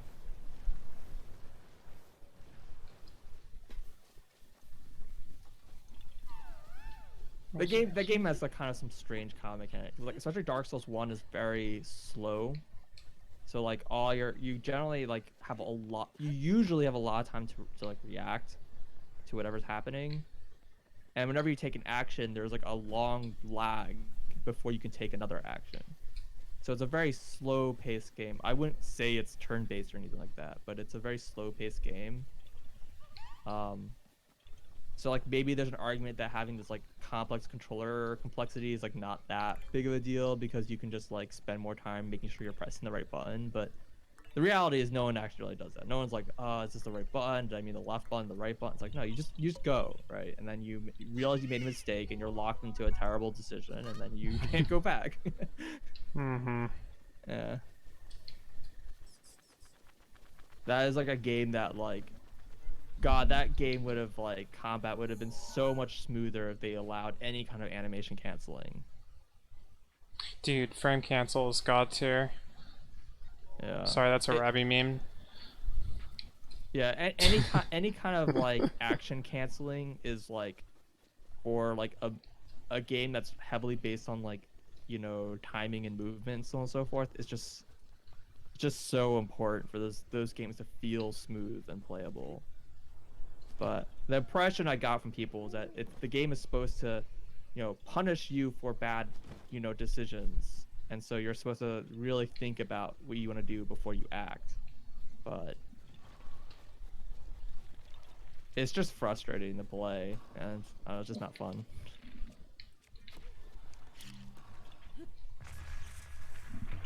Korok.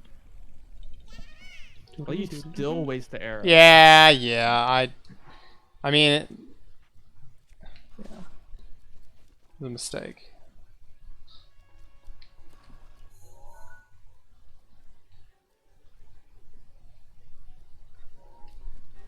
I got it back. Okay. You only have like hundreds of arrows. I have way less than I remember having. I thought I had like 400 arrows at some point. I only have 150. So. It's probably mostly elemental arrows. Well, yeah, I have hundreds of those, that's for sure. I'll check this out. 500 electric arrows. Oh my god. Should just be using those, like... 19, Speaking of hoarding... Yeah. I mean, I use bomb arrows, actually. Unfortunately, in a game like this, where it's like, at a certain point, you're not really getting any real new content when you're, like, still playing. I mean, you're exploring, it's a different, like, but you're not really, like, from a combat perspective, you've exhausted the combat already, right? It's like... Long ago. So it's like, it's kind of expected that since you're, like, so over-leveled that, effectively, that you're not really, like, using items anymore. But yeah. Yeah, makes sense. Oh, I've been here before. I kind of wish Master Mode was like, I don't know. Better? I don't know how you would do it with any like real possibility. But just the lines. Huh? I don't know. You were laughing. No, you said I wish Master Mode was, and I said better. Oh. And then I was laughing at my own joke because I'm an idiot. I didn't hear it. Yeah, okay. It's very funny. No, I was saying the one thing I kind of wish Master Mode was and maybe it's just like not really what I want. Is like I kind of wish there was more of like a survivalist mode that like had like super limited equipment and ammo in some way. Mm-hmm. The problem is that this game like spends so much time basically making you avoid fights that just doesn't really work. Because you can just skip all these fights. So it's Yeah. like I wish there was like a way where you like had to fight all these fights, but you had to like somehow find a way to conserve your like and use all of the tools that are available to you to be able to like reasonably do it.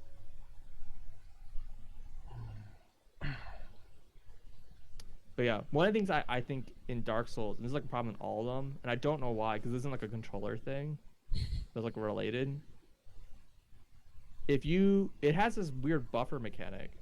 I don't know why it has this mechanic, but if you press a button during a time where you can't input any actions, like you're in the middle of an action or some animation or whatever, um, the game will perform the action as soon as you're able to, no matter how early you pressed it, right? And it is like literally the worst thing ever. Yeah, because you like try to dodge an attack, you dodge too slow and you get hit, and then as soon as you get up, you instantly dodge right back into the enemy and get hit again, and like the cycle repeats.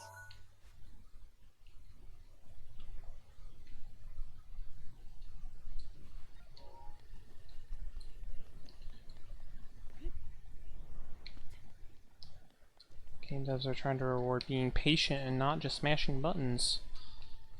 Nerd Well, voice. if you had a way to actually cancel that action, then that would be fantastic. But you don't.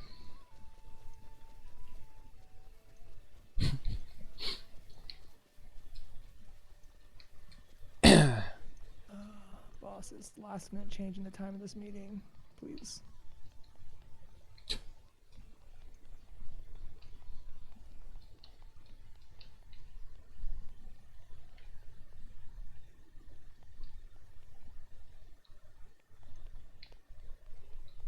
Save it.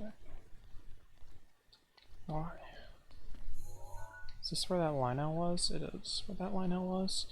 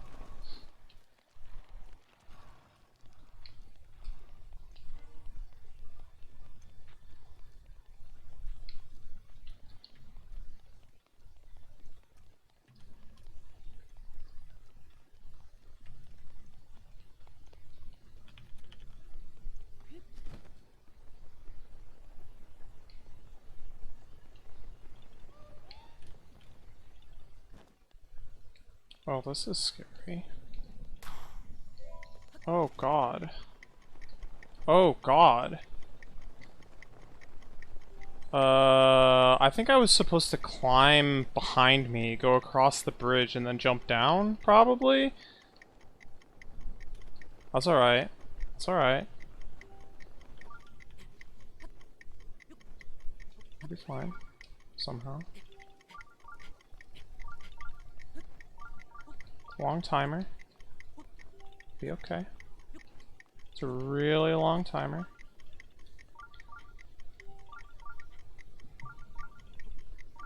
I mean, you have a ton of stamina. That's probably why the timer's so long. Yeah.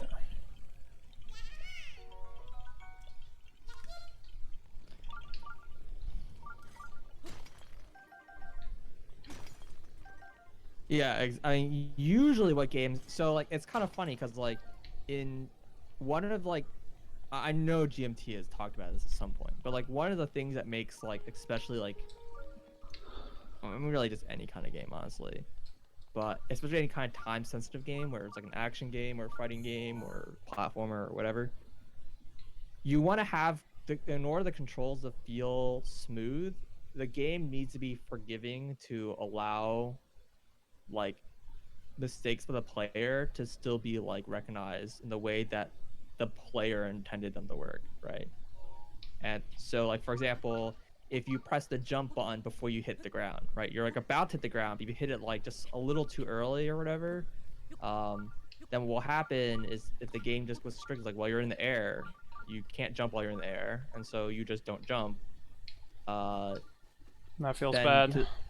to the player, it just feels like you pressed the jump button and then didn't jump. It's like, man, the game just ate my input, right? Why didn't I jump? Why didn't I jump? And it's like it just feels bad. The player feels like they got cheated by the game, even though it's completely the player's fault.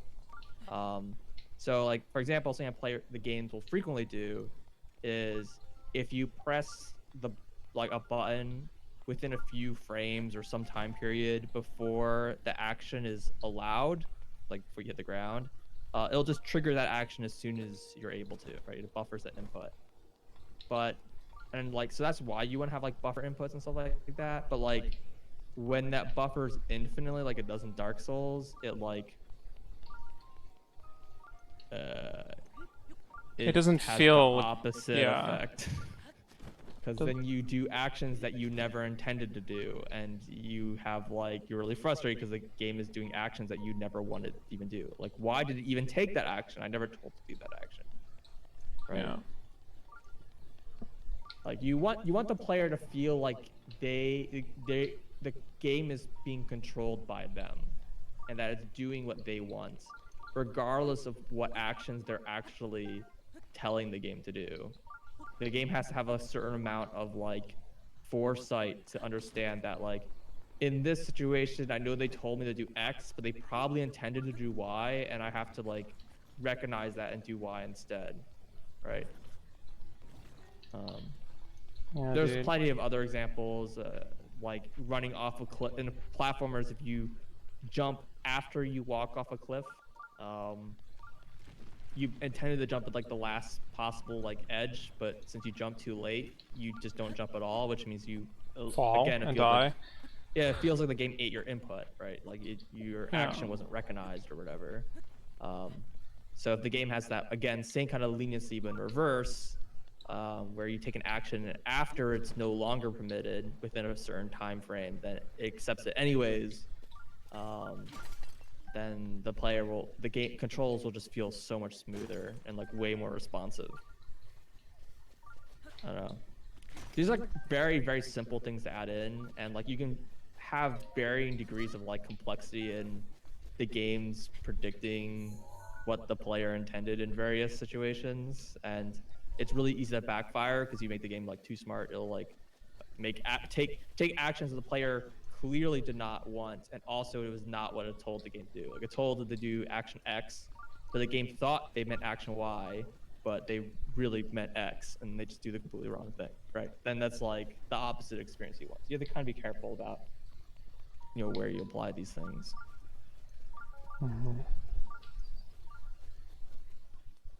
I kind of always felt like that was like part of the issue with Okami, was that Okami drawing is sometimes that like I think it's trying to predict what shape it thinks it's trying to be, and sometimes just does that wrong. But I think it's more likely that just from like the implementation technical perspective, it's just It's a pretty old bad game. at recognizing Yeah. certain shapes, or there's a bias towards recognizing certain shapes.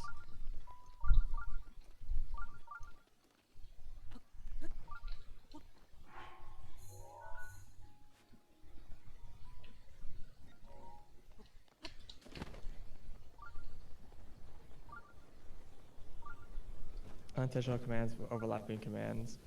Yeah, I mean, I think in many times that can work pretty well because it means that like it's like it allows you to like if you get hit and you say I just want to roll as soon as I'm able to, right? Like that's like your intent.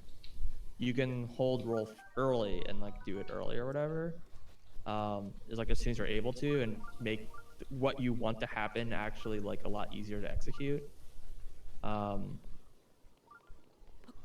And you still have the ability to cancel it, right? Because if you release the button before you gain control, then the action never happens, and therefore like you still have like a way to like cancel that stuff, which is like what Dark Souls lacks. But I can see how that can cause some like weird ambiguity with multiple things that could happen simultaneously, and being unclear what should happen in various situations. So I think that kind of like infinite like buffering stuff can be good. It just depends on the specific game. Like I think that like would have worked pretty well in Dark Souls, or at least much better than what they actually did.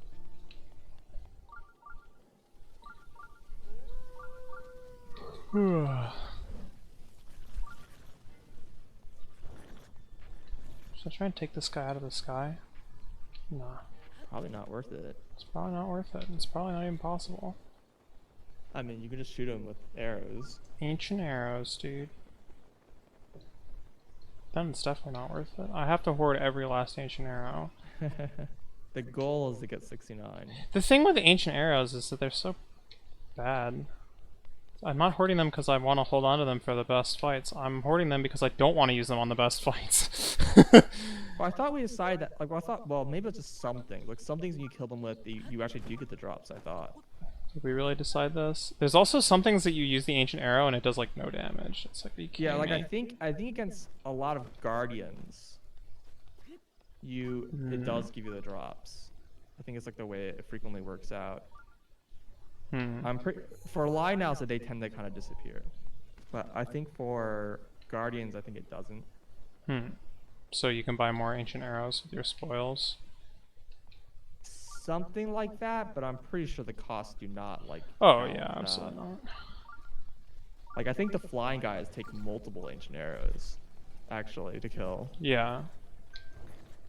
And bosses obviously are not, like, one-shot either. There's some amount of damage that the arrows do against them.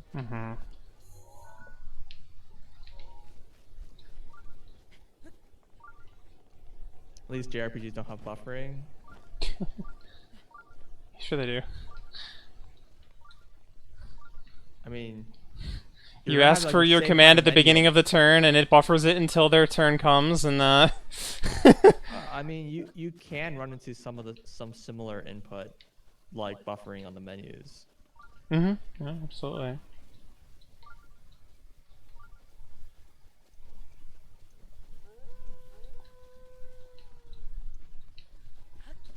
Usually you want menus to be literally instant, so that, you know, there's going to be a point in the game when the player's done this input to use, you know, the jump attack so many times they know they need to press down A, down A, A, you know, they're just going to do it, right? Like... I don't understand this guy. They're like, I'm available at any of these 4 times. I'm like, well, this time's best. And he's like, no, I'm only available at this time now. I'm like, I'm a little confused. Yiga! Good joke.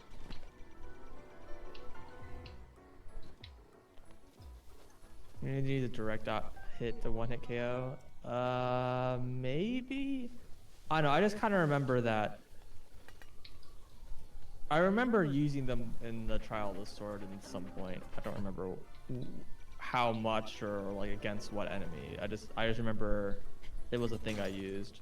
But I don't know if those are around in normal. Apparently, Master Mode has more weapons available, including like numerous ancient arrows that I don't know exist in the normal mode or not. Interesting. Yeah, I don't really know exactly how that works. All I always know is Master Mode, like the trials were in decreasing difficulty because of Master Mode being weird balanced. Yeah. First section was like impossible. Holy crap. The later areas they're easier to just Long. Yeah. Yeah, but they weren't very hard.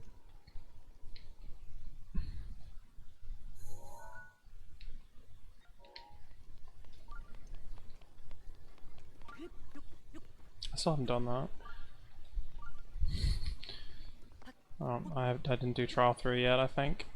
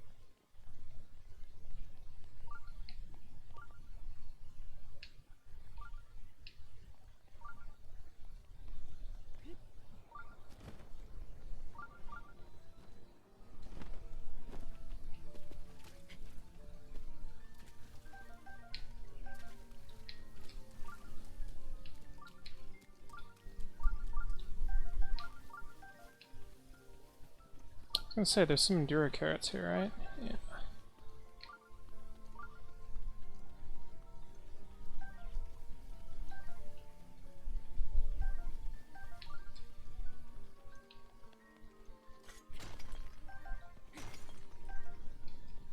Wait, so what is the highest level Master Sword? Is it like never break, or is that not quite that powerful? It's not that it never breaks.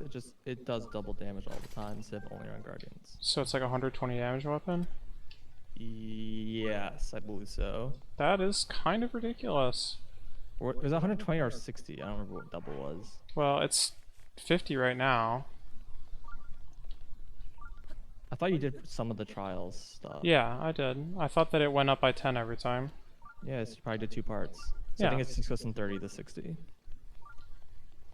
Right, but then if it's also... Oh no, it doesn't double it again next to guardians. It just Oh. stays at max power. So it just you get the effect of being your guardian. Wait, so like if I was near a Guardian right now, I would only be doing 60 and not 100? Correct. That's lame. Yeah. It's like the Master Sword is getting weaker over time, dude. It's not that it's getting weaker. It's just more powerful in other places. Lame.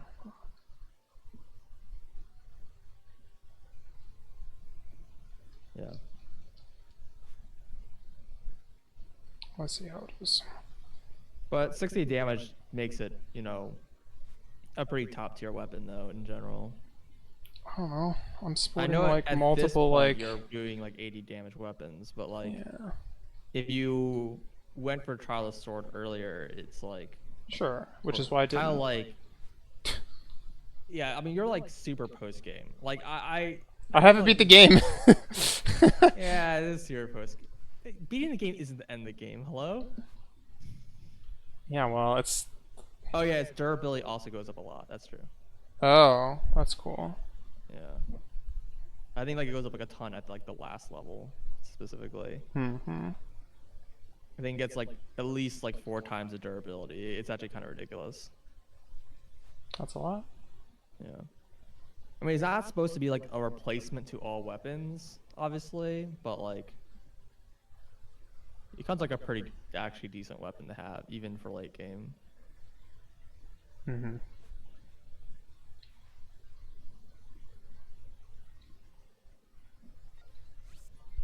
Yeah, because I think the way it works is that like if you're near a guardian, I think you drain durability slower, and so when you're if you're in that Gotcha. state at all the time, then you still get that buff. I think that's like the way it works out. So now I can mine even more rocks with it. Awesome.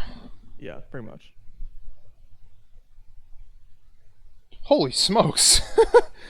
Yeah, it's a pretty crazy increase. I don't quite believe that number. It's a little too random, but I mean, yeah, I believe it's it. yeah, it's pretty significant. I do remember that. Really? I didn't come here to find Koroks. What the heck?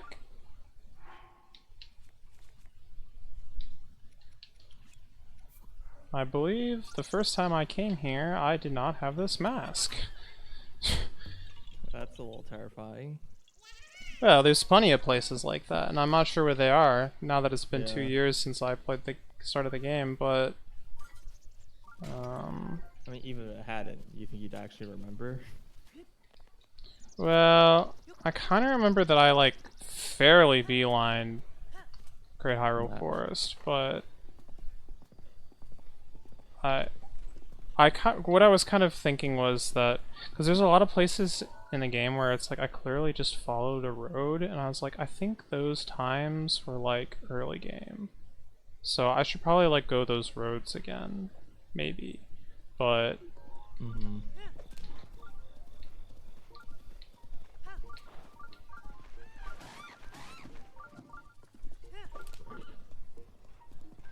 A beam attack in this game is weird because it's like based on how many hearts you have.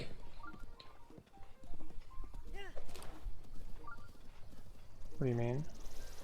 Like the more hearts you have, like the further the beam goes, I think is the way it works. Oh, that's cool. I didn't know Yeah. I found that out when I was doing that like 3 heart playthrough or whatever. that. I was just like, Where are my beams not going? yeah. Yeah.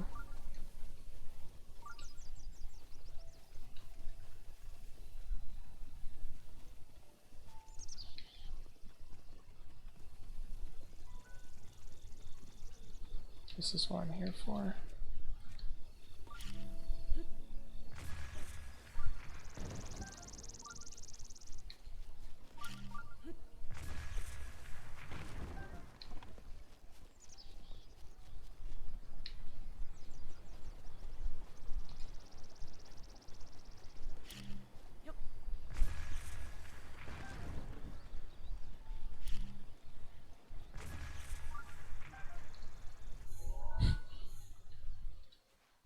Getting some wood.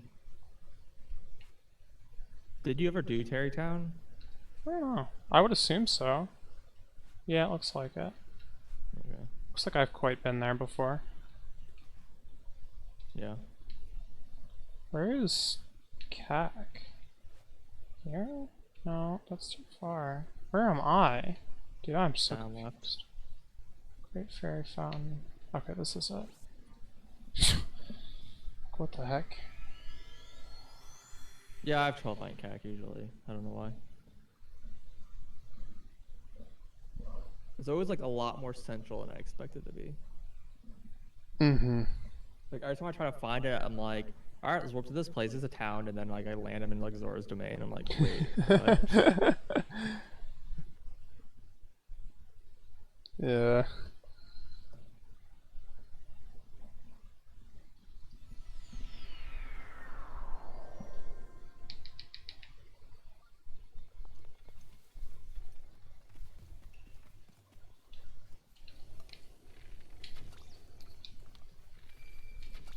Oh my god, that was a beast shot, dude. 45-degree no scope.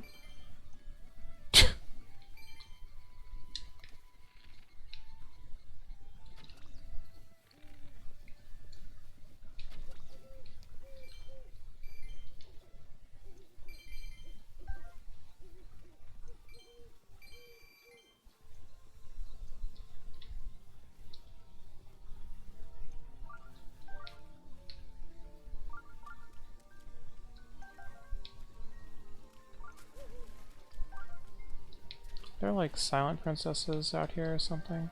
There's some Dura carrots here? What the heck? Here they are. Just a few is probably enough for now.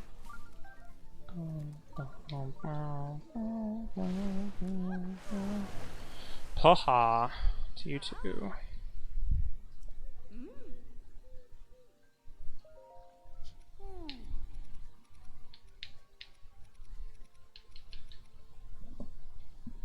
Sweet.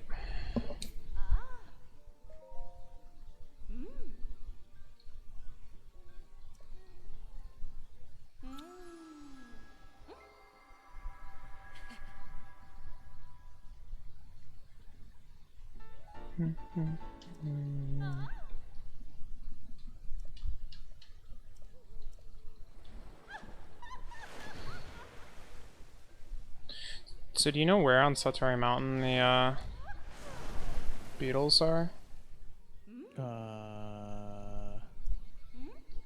Is there like a group of trees like on the southern edge? I remember.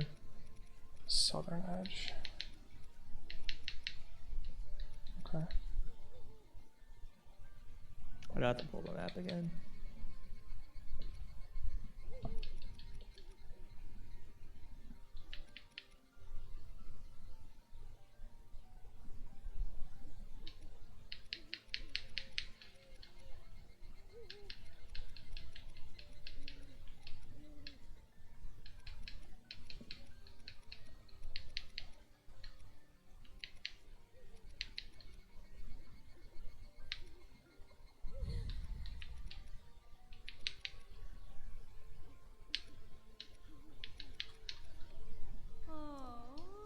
How unfortunate for me.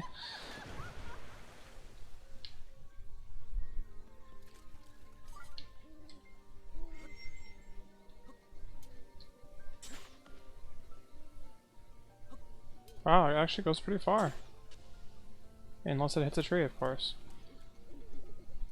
I thought I was going to cut the tree down. I was really hopeful. I do not understand this weird cake meme that I keep seeing. I need someone to fill me in. I don't know the cake meme, I'm sorry. I haven't heard this one either. I don't know, there's something about cakes. Oh, Like that's cutting hilarious, dude. It's like cutting things and they're like everything's cake or something. Your face is a cake. I Enjoy. don't understand it. It's been like all over my timeline for today. Mhm.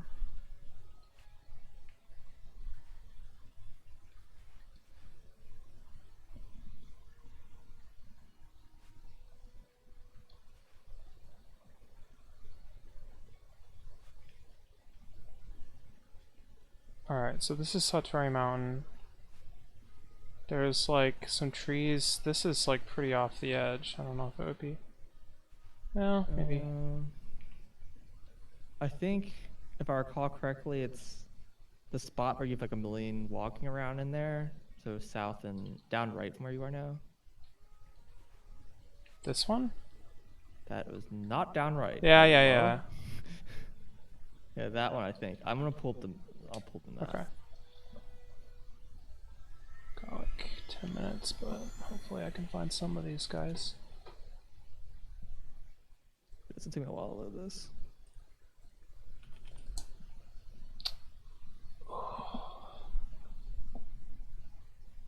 Yeah, that's the one I remember. Like, yeah, it's like off the bottom southern edge of the map. So there's like, what, like 10 of them? 5 of them? 6 of them? There's 6, supposedly. That is a crow. What's up, nerd? Meow. Okay. So I The should video put ton of on... objects being cut, and they were all cake. Not people are joking that everything is actually cake. That's it. Okay. Oh, that's a I'm cool not sure meme. how that's meme material, but Dude. I can't It's... What do you mean? go on. There is nothing that is not meme material. I do not agree with that.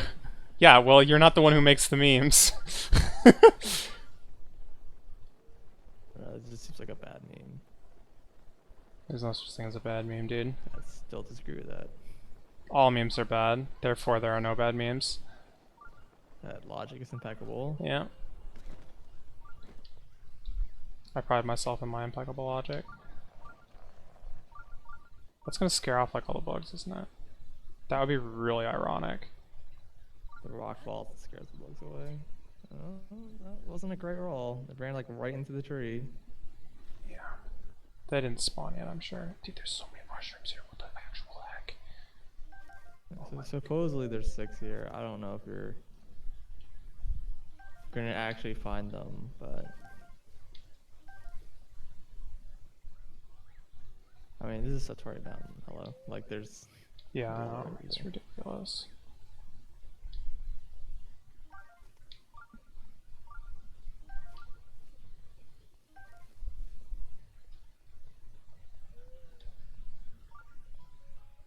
I haven't seen a single one. Say that with confidence.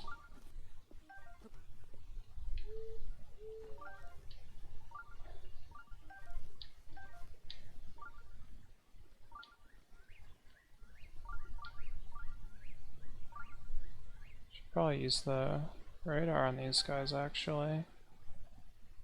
Yeah, I've been seeing a lot of those kind of memes. I don't know. It's just seems weird to me. I don't know. Whatever. But I appreciate the explanation. The source, at least.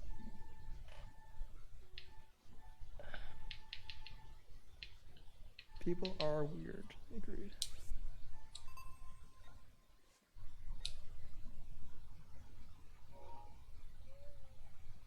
Well, the sensor seems to tell me that my life sucks, so I don't know. I don't know what to think, dude. Is this the wrong location? I don't know. Oh, it is. No, this is the one. Hold on. Stay zoomed in there for a second. Oh. Sorry.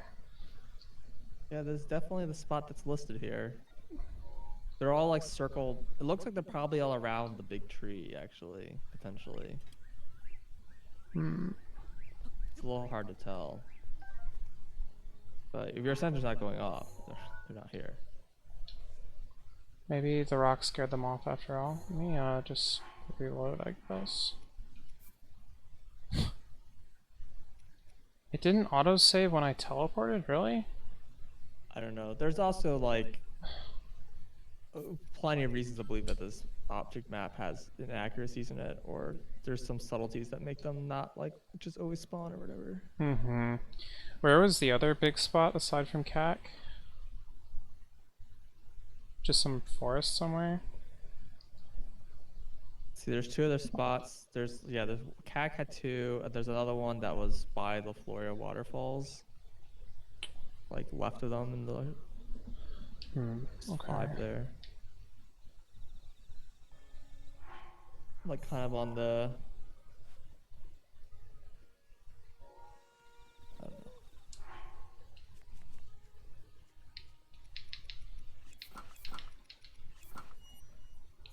Floria waterfalls, left of them, kind of on The northern bank,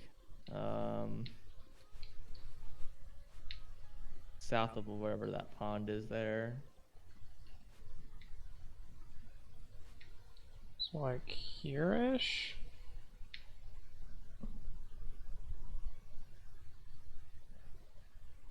Left or right of the tower? Roughly, yeah. Okay. Bronaz Forest. I don't know. There's no names listed. That's lame. Otherwise, I would have just told you that. Yeah, fair enough. You can see it in relation to the tower. Oh, I don't have the tower on. Oh, okay. Like this, like, just shows you specific objects. I don't have like the Mm-hmm. any actual useful features on.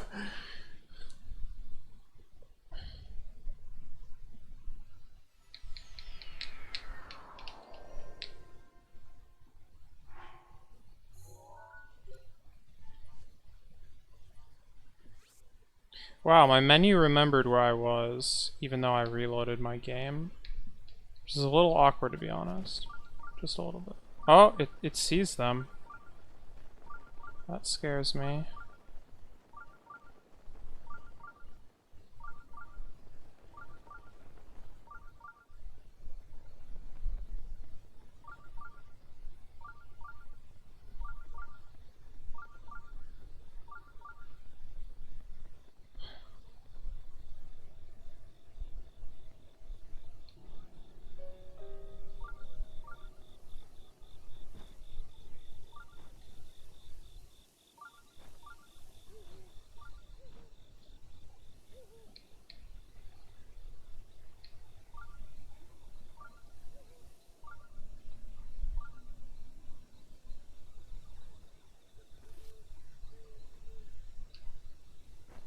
Oh my god!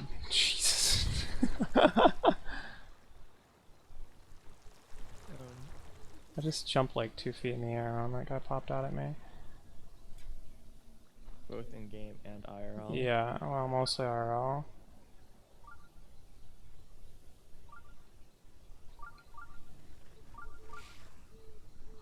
Well, at least the sensor's picking up bugs.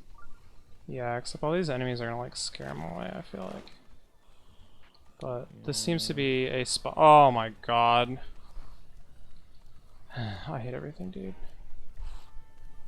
I just want to come back at a day or something. But that's not the problem. Oh, this guy's long gone. But yeah, I'm just gonna not save and stop for now because I gotta go, but Yeah, fair enough. yeah. Alright. Thanks for watching. Have a good night. It's fun. See ya. We'll be collecting bugs and dragons next time, I guess. The two polar extremes of the same coin. Alright, peace.